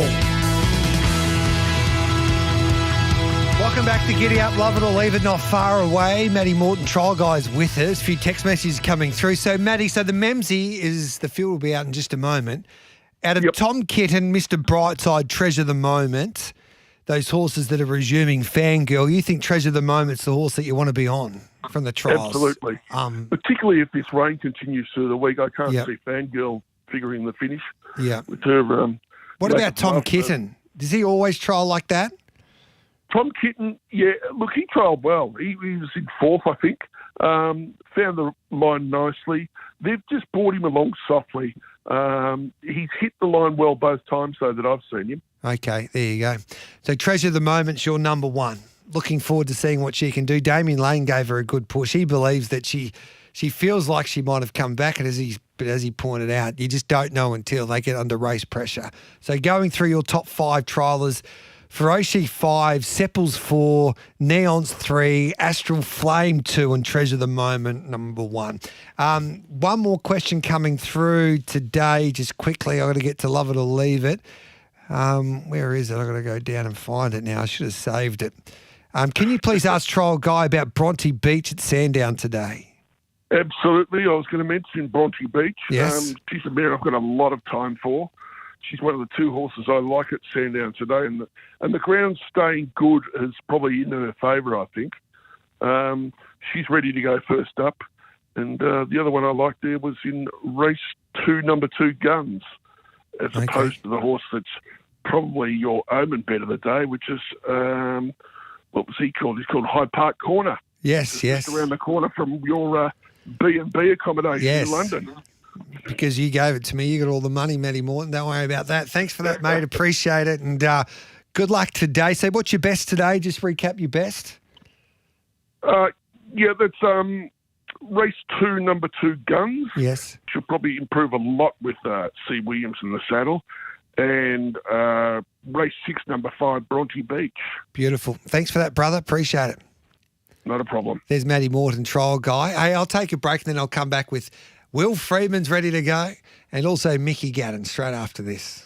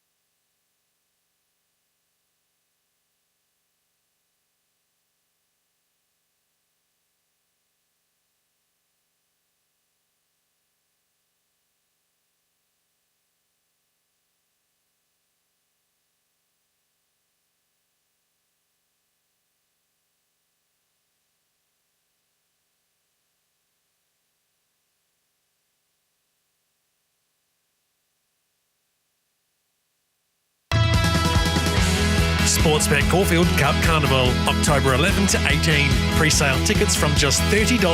Book now at Ticketek. Live across Australia on SEN Track. Giddy Up with Gareth Hall. On Giddy Up, it's time to have your say. Are you loving it or leaving it? Time to love it or leave it. It's difficult to get Mickey Gannon on this time when they've got an English digital online sale happening at the moment. Hello to you, Mickey G. Yeah, g'day G. Good to be here. Gone broke. You've got all my attention now, so we're good to go. And hello to you, Will Friedman. Thanks for joining us on Giddy Up, mate. I loved your work there with Miles Away. Yeah, we were just filling in for you, just waiting for the return of the king. Now, did you get noticed by the ATC that your rent's going up by 10%? Yeah, it wasn't a great email to receive. No. It's a very difficult time for owners at the moment. It's a difficult time for all participants. We're in the middle of a recession, and people don't have as much disposable income, and we have to be very price conscious at the moment. So, look, it wasn't great, and I don't think the timing was great, but I think the New South Wales Trainers Association are trying to push our case forward, so we'll just wait and see what happens. Let's get stuck into love it or leave it. Autumn Glow should have a crack at a Cox Plate. You loving or leaving that there, Will Friedman? I think she's a little too brilliant, so I'll leave it. Yes. I think she's a little bit too brilliant. She is by the Autumn Sun who can get over 2,000 and further, but she was so good over what was it, 1,100 metres or 1,200 metres on Saturday. Yeah. I mean, I don't think she needs to go all the way out to 2,000. I reckon there's plenty of races at a mile that would suit her down to the ground, like a Maya. Sorry, it might not be called the Maya anymore, but something like Empire that. Rose on the Showing your age. Empire Rose, Yes. that's right. Yeah. Yes. So something like that would Golden Eagle. I think would suit. The Golden Eagle, Yeah, 1,500. absolutely. But not a bad race to win. $5 million to the winner. Yeah, I know Mr. Massara loves the Cox Plate, so it'll be interesting to see which path they go down, because if they win the Epsom, they can, Mickey Gannon, do what Winks did.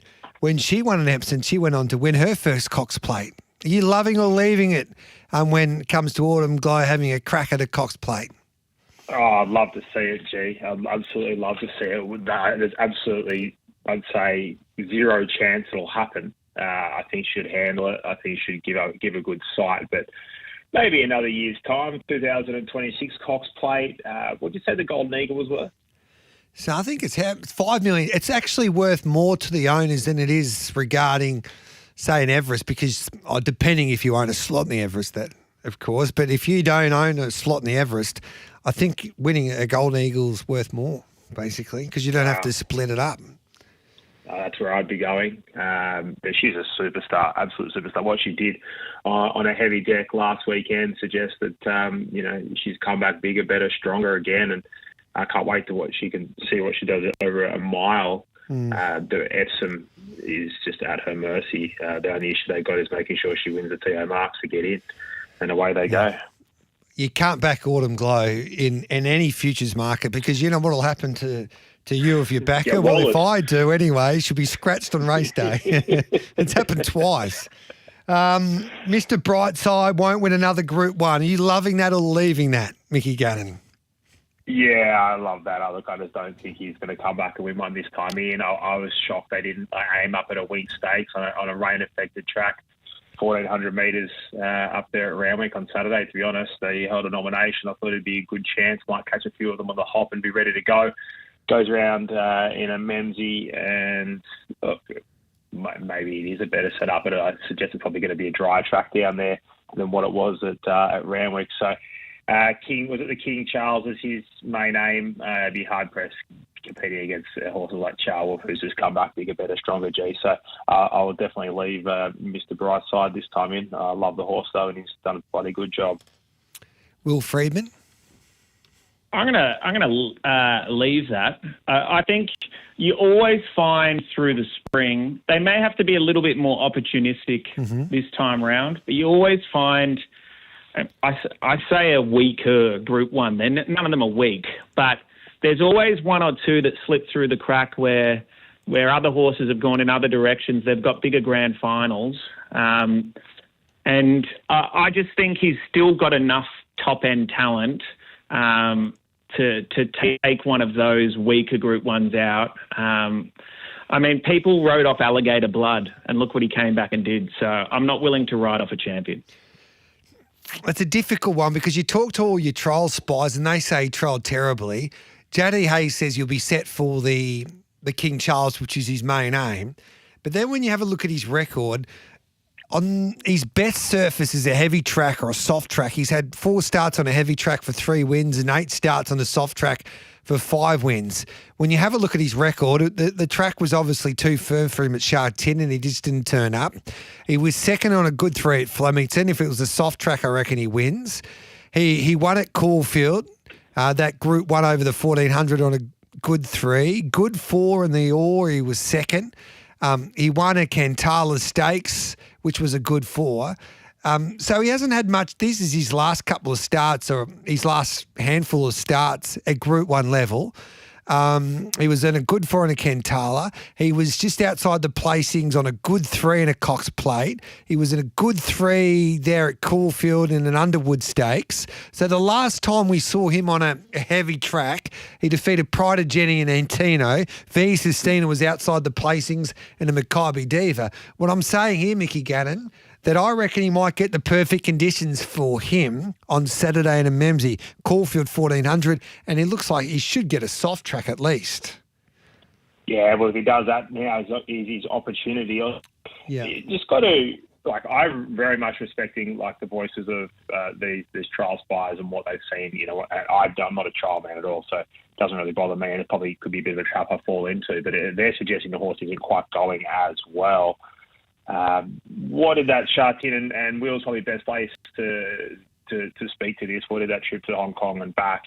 Just travelling horses from Queensland to Victoria is enough, let alone from Hong Kong. What's that taken out of him? So, look, this is probably his best chance first up because I can't imagine him going to Sydney and he might be even of a bottomless track. I think it's just a few more progressive types, Will. But what do you reckon that's taken out of the horse, and what does that take out of horses, especially at this age? Yeah, it is a concern. It would be a concern. Travelling horses internationally is really hard work, not just for the horse, but for everyone involved. There's so much logistics. But the horse obviously didn't perform to its best at Sha Tin, but the Sha Tin track, from what I understand, is usually a very firm surface. Yeah. And as those older horses get older, they learn how to look after themselves a little bit more. I haven't actually watched the trial, but I don't know what track surface that trial was on, but it may just indicate even more so that he's just not going to handle racing on those good tracks anymore, and they might have to be a little bit more, as I said, opportunistic. But every horse has a time where they lose that half yard of speed. That's in humans as well. I always love listening to Ricky Ponting when he said he just lost that little bit of sharpness in his eye when he was batting, and it was the difference. And when you're at Group 1 level, you can't drop that half yard. But as I said, I'm not willing to write him off just yet off the back of one average trial and a campaign to overseas, which he may not have handled. But there's certainly some doubt that he's going to regain the form he had before, and he might have said, no, that's enough for me in Sha Tin. So I guess I'll wait and see. We see it in standard breds, not too much with the thoroughbreds, but sometimes the standard breds, their best years can be between 8 and 10 years of age. Like the gallopers, we seem to retire a little earlier, but we've got Via Sistine, who's a 7-year-old European. She's a 7-year-old where she's from in Europe, but she's an 8-year-old here. And you've got, of course, Mr. Brightside as an 8-year-old. When do you see your gallopers slowing down from an age perspective, or is it horses for courses in a way? I think horses that get over a little bit more ground don't lose that sharpness quite as quickly because they're aerobic animals. So, they require that aerobic capacity and aerobic fitness, which they build over prep after prep after prep. It's those sprinters that I think it catches up with them a little bit more and a little bit quicker. I'm pretty sure Superimpose won the Cox Plate at 9 years old. Yeah. So it's it's certainly not some horses, and also how much they raced early on in their career. That's why we rarely see the Golden Slipper winner come on, because they get really worked hard as 2-year-olds and into their early 3-year-old career that they burn out. A lot of these progressive horses didn't race a lot in their younger years, so they actually keep a little bit more in reserve to be able to go on later in life. So I think generally speaking, once you hit about 6 years old, you're starting to get nervous every prep though. Yeah, it'll be interesting to see how he goes. I love him. I think that he'll get his chance to really shine. First up over 1,400 metres with the conditions that finally should suit him, but it just depends to see if he's come back. And I think a horse like Antino should give him confidence. Antino came back from Hong Kong and had his best ever preparation. So he's definitely a watch horse there come Saturday. Let's move on to our next topic. Will Freedman and, of course, Mickey Gannon joining me here for loving it or leaving it. Flemington and Randwick shouldn't host more than 3 meetings in the winter. Your thoughts there, Will? Love it.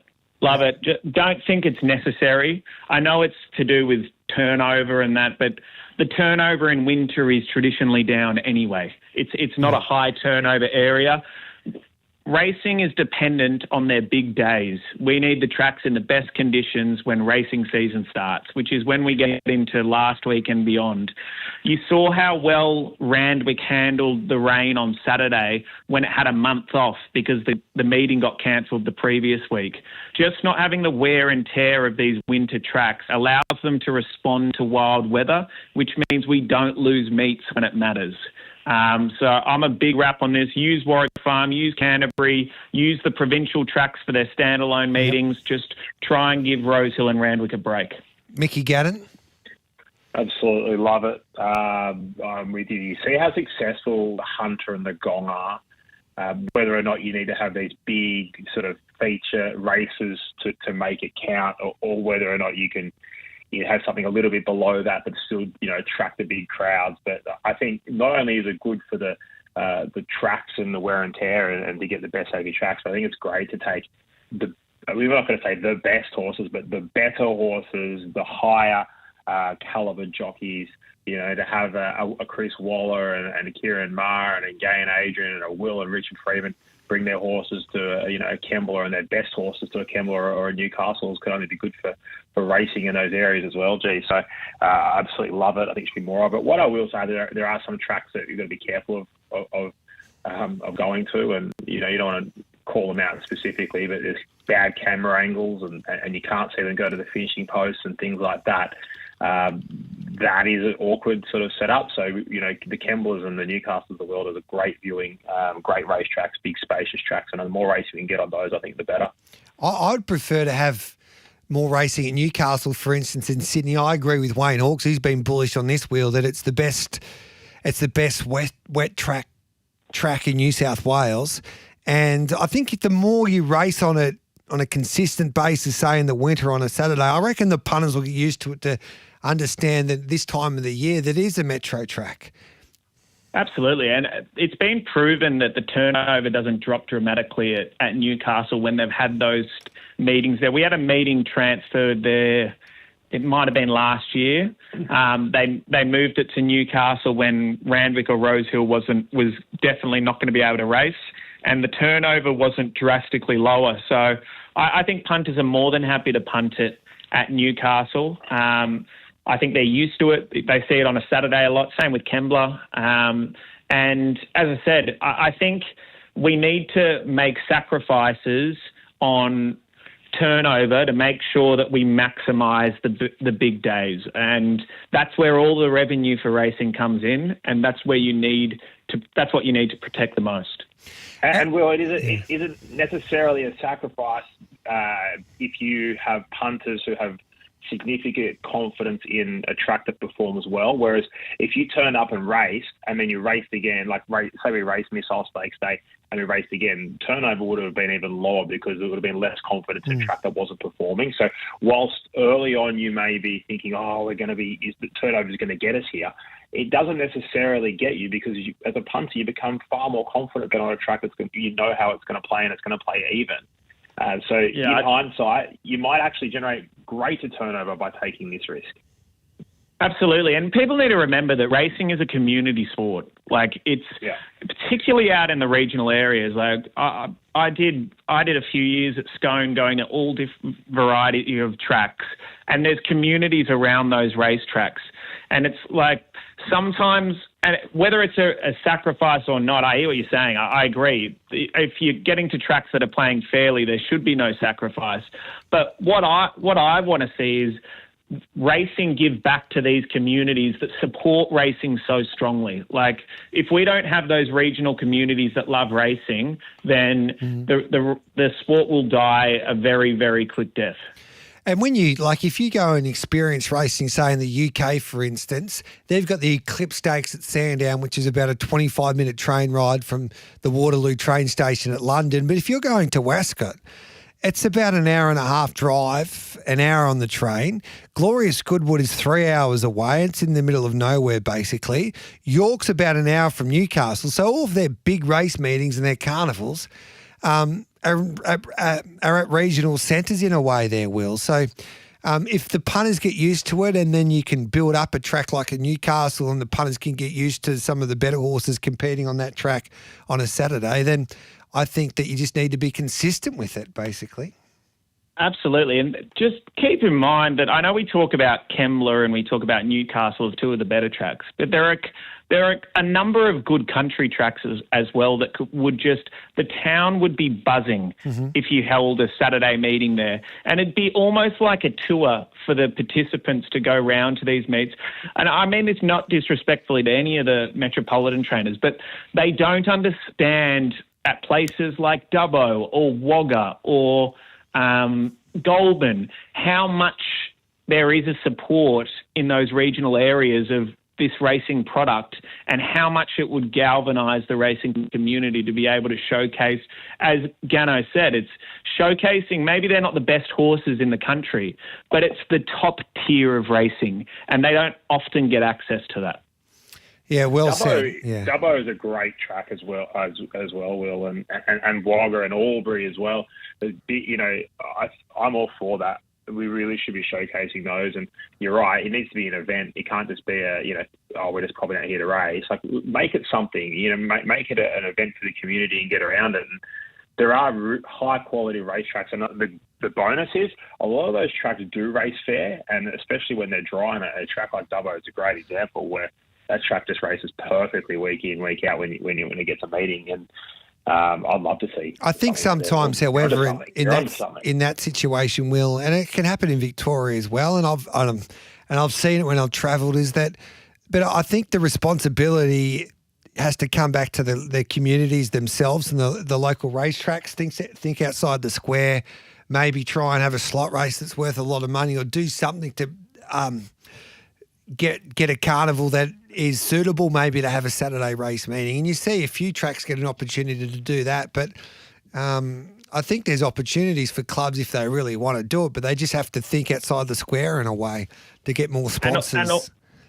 Sorry to jump in, but also they need to understand that if you can get one of these big race days, it's a huge injection of cash to the club. Yeah. Maybe it takes a little bit of investment to be able to put that on. Like, you're going to need to be able to house the horses. You're going to need to be, like, there are all these different elements that require planning. But if you invest in it at the start and take a financial hit, the big race day where everyone from neighbouring towns all come to your racetrack and spend money there, you'll end up making that money back over time. And you can use those facilities throughout the year for your local participants. And you're seeing that a little bit now, say, in WA. Like, Kalgoorlie is a proud racing town. They had their trouble to try and get their racetrack ready to go because of a watering issue with the council, but they've got $1 million race, and they could have made it $2 million. I remember talking to a few when I was in the West, that because there's so much money there, with of course a bit of mining and a lot of wealthy racing people are from the goldfields, and they would have paid $200,000 for a slot, but now they've got a Kalgoorlie Cup meeting and they've got $1 million slot race now, and of course that's going to be the standout meeting for WA that day. So you can do it. You just got to think, and you got to have a little bit of vision, and you got to have a little bit of drive and ambition. And if you can go to to some people in the game and have an idea that you can get a race like that up, and then all of a sudden, I think it's the richest country race now in the country. So, and they're going to make a bit of a carnival off it and try and get it back to the old days. So, we wish them the best. Wagga's a great example of that. Like Wagga Carnival is one of the best country cup carnivals you'll go to, period. And it really should be, the town plate should be on the Friday, and they should have a Saturday meeting with the Wagga Cup on the Saturday. Like they've got the facilities. It's a good drive for the city horses to get down there, and it's just a really good time. And it's a really good example of what you can develop if you get people committed to driving it forward. And you've got opportunities where people can go and spend a good week there at Wagga. And so you went to... There's enough accommodation as well. You go to the Curragh, for instance. People think the Curragh is at Dublin. It takes you an hour and a half, close to 2 hours to get to the Curragh, which is the number one race venue there in Ireland. So, I know that different countries do it differently, but I think there is an opportunity in the winter months to maybe get to some other racetracks. But as you pointed out, Will and Mick, just promote it right and do it the right way. It's 10:32. Let's take the news and we'll come back with plenty more. This is Love It or Leave It.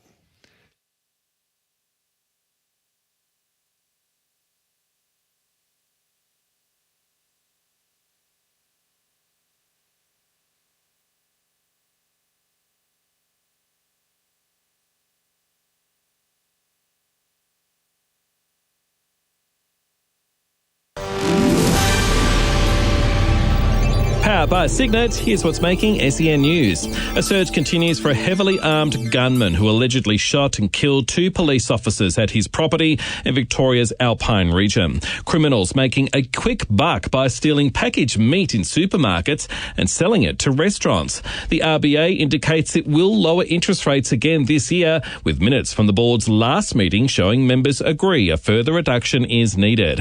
And Swifties cause an internet meltdown after Taylor Swift and partner NFL star Travis Kelce announced their engagement. Coming up next, SEN Sport. The full makeup of the top 8 will be revealed after tonight's match against the Suns and Essendon. A win for Gold Coast will see it face either Fremantle or GWS in the first week of the finals. Bulldog fans praying for a Bomber boil-over to remain in 8th. And Alex de Minaur has down fellow Aussie Chris O'Connell in straight sets at the US Open to reach the second round.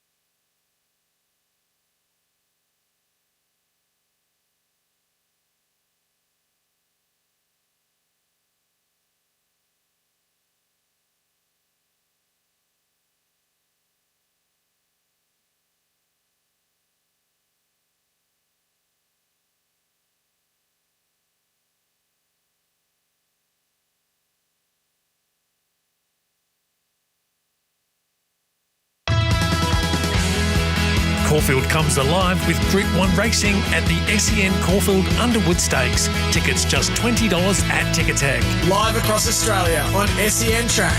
Giddy Up with Gareth Hall.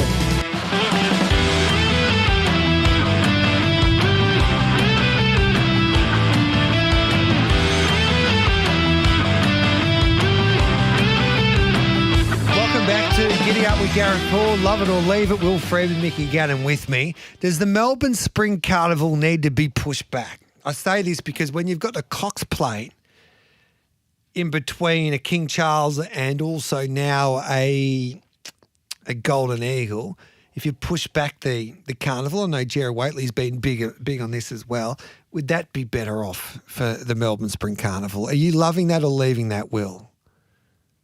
I love it. I'm not as big on tradition as probably some others are. I think to be a successful industry, you need to be innovative and move with the times. And while I appreciate tradition and the honour roll of that has happened previously. I just think we can't have our best horses divided.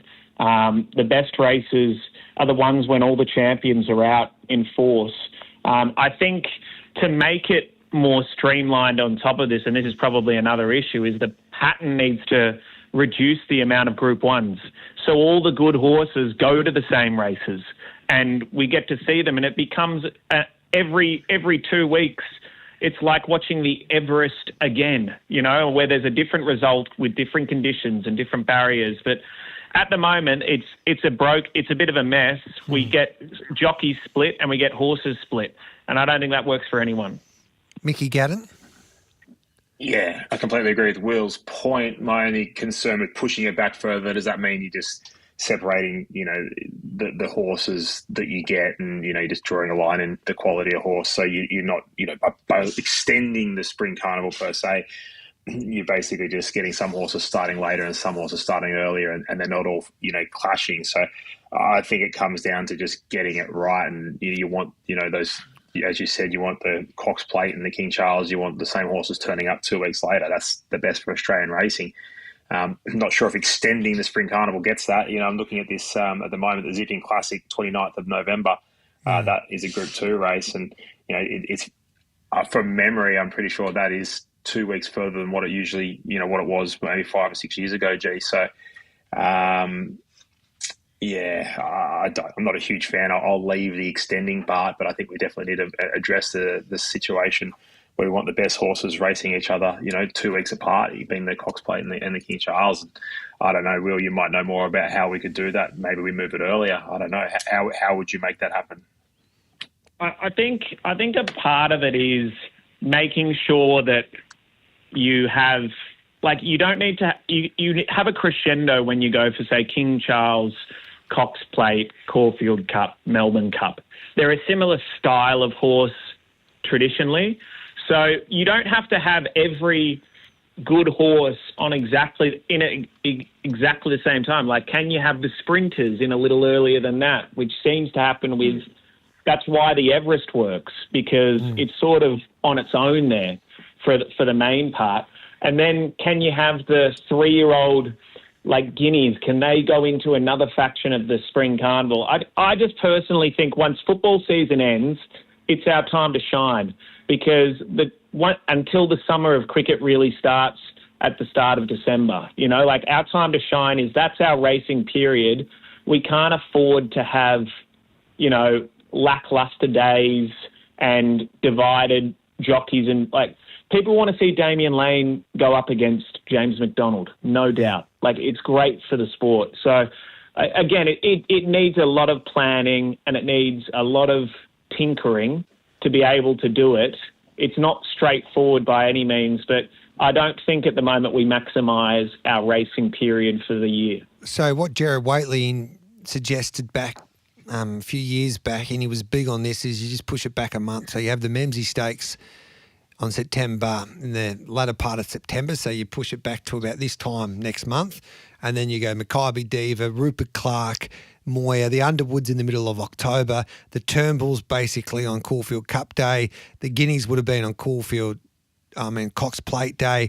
You start the Caulfield Cup on the Saturday, the first Saturday in November, your Cox Plate in the middle of November, and then Derby Day on the 19th, into the Melbourne Cup on that Tuesday, into the Oaks Day, and then at the end of November have Champions Day. I think racing's got about a 6-week period, I reckon, anyway, to maximise their coverage for a Spring Carnival. You'd have to have everyone working together on this, because you couldn't have, say, Sydney and Melbourne that far apart, because they wouldn't work, because horses, they can't stay up for that long. The situation, say, with the King Charles and the Cox Plate, Fangirl's a 1,600 metre horse. I don't think she could win a Cox Plate over 2,000. Brightside just went down to Romantic Warrior, but I reckon he's a better miler than he is 2,000 metres.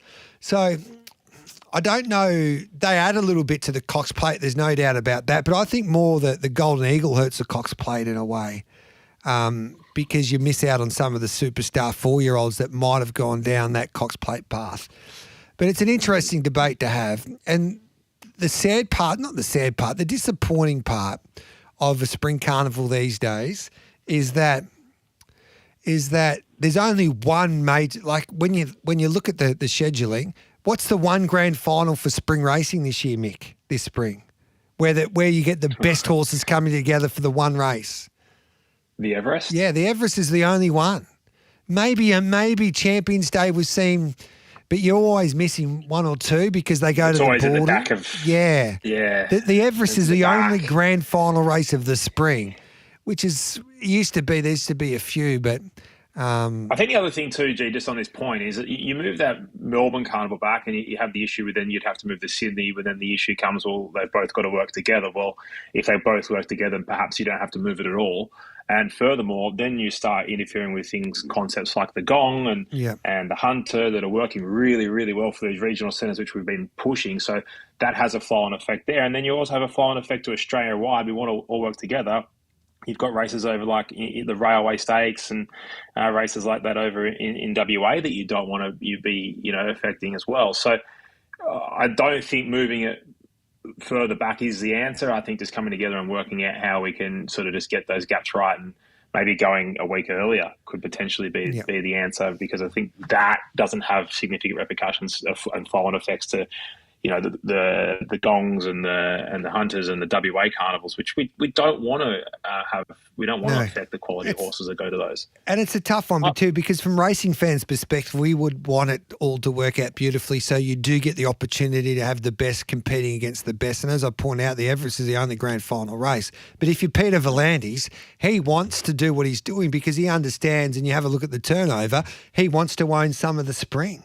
And that's why he's doing what he's doing. Will's point was good, though. Maybe there needs to be looked at, Will, the way that as distance ranges when you're running those races. Yeah, and just on one point you're making, I'm not sure that the Gong and the Hunter are in the greatest place on the program either. Like from a personal point of view, I think that they could be moved to another time. I still think those meetings are right in the middle of peak racing season, and I think we give away the confidence at the moment with the way racing's structured by not using Randwick and to a lesser degree Rose Hill at that point. But the distance ranges are like, you want people following a certain group of horses. Sometimes in the spring, it does almost get overwhelming with how many different storylines of different horses and different types of races you have to follow. I think that's why the Everest works so well, is because it pretty much has clear air leading into it. So everyone's just geared towards the Everest, and then we move on to 3-year-old milers, we move on to early 2-year-olds, we move on to middle distance horses, we move on to 2-mile handicaps. It's like, how do you possibly stay on top of all the different storylines? Maybe if we segment it where they have a little bit more clear air, it actually allows for a more exciting racing season. Hey, we'll take a quick break. We'll come back with plenty more. This is Love It or Leave It this Wednesday morning.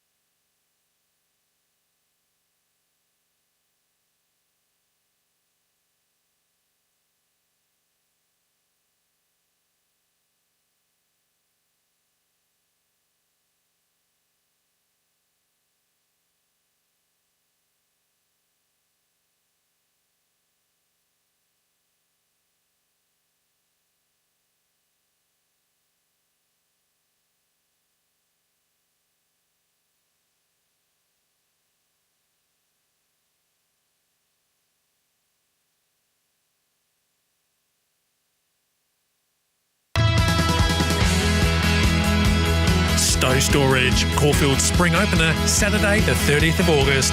$20 tickets at Ticketek. Live across Australia on SEN Track. Giddy Up with Gareth Hall.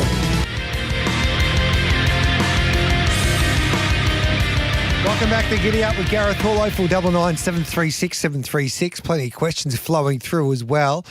Will, have you got a winner for us today? I've only got one runner. It's Passagiata. Oh, yes, the former Bjorn Baker train. She was a flying machine. Yeah, she. I probably had a little bit of trainer error. I had the pacifiers on, thinking that I was the new genius of racing, Yes. and it switched her up a little bit too much for that first up run. But she's going very well. I think she'll run extremely well today, and she could, if she can get to the front and get a bit of confidence at a high cruising speed, then I think she'll give a lot of cheek. Beautiful. Mickey Gannon, have you got a winner for us? Yeah, I thought the horse in the same race, Grand Egg, would be hard to beat, Will. Heavy 9, first up.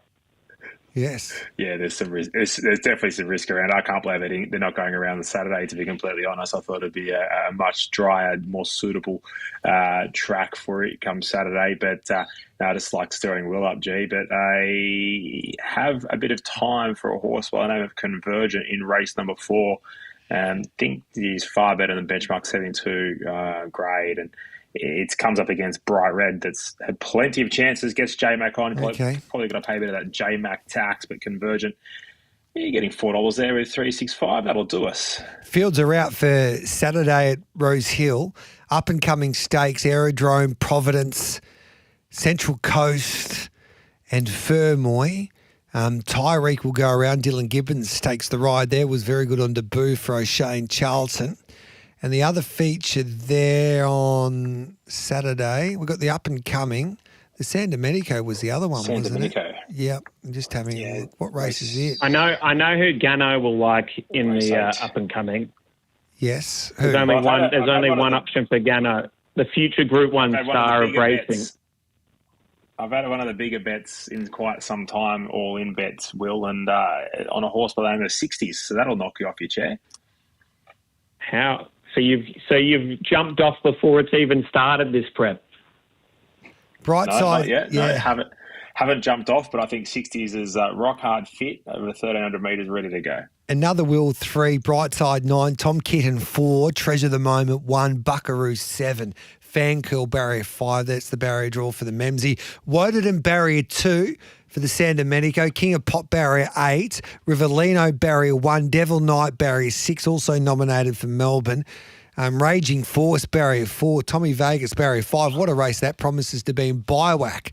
First up for Waller, the Godolphin runner, Barrier 9. Hey, we've run out of time, Will. You've been superb. I love your work. And Mickey Gannon, keep on dominating.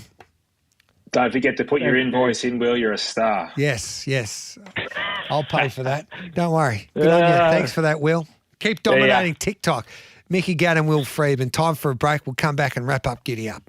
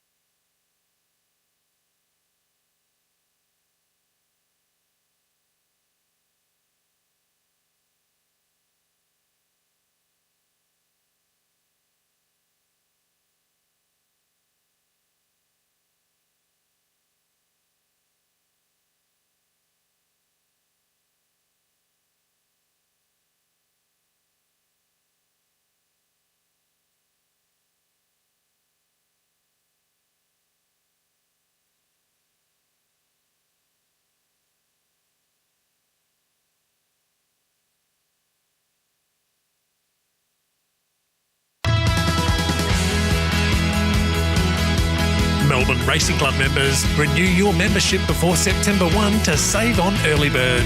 Live across Australia on SEN Track. Giddy Up with Gareth Hall. Welcome back to Giddy Up. The Memsie Stakes field is out, the Group 1 to kick off the racing season in Melbourne.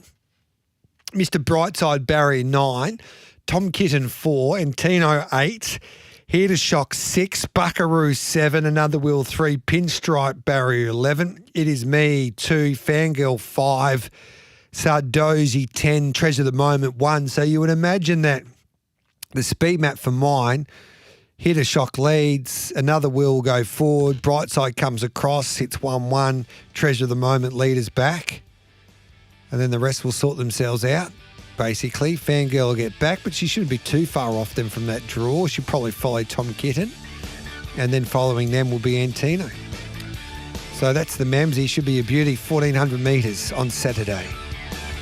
That is Giddy Up. Thanks for your company. You can listen to all of our interviews and segments. Subscribe to Giddy Up with Gareth Hall. Thanks for your time, and I'll be back tomorrow morning. Don't forget, Breeding Bloodstock and Banner coming up next. Guy Moldcaster to join me.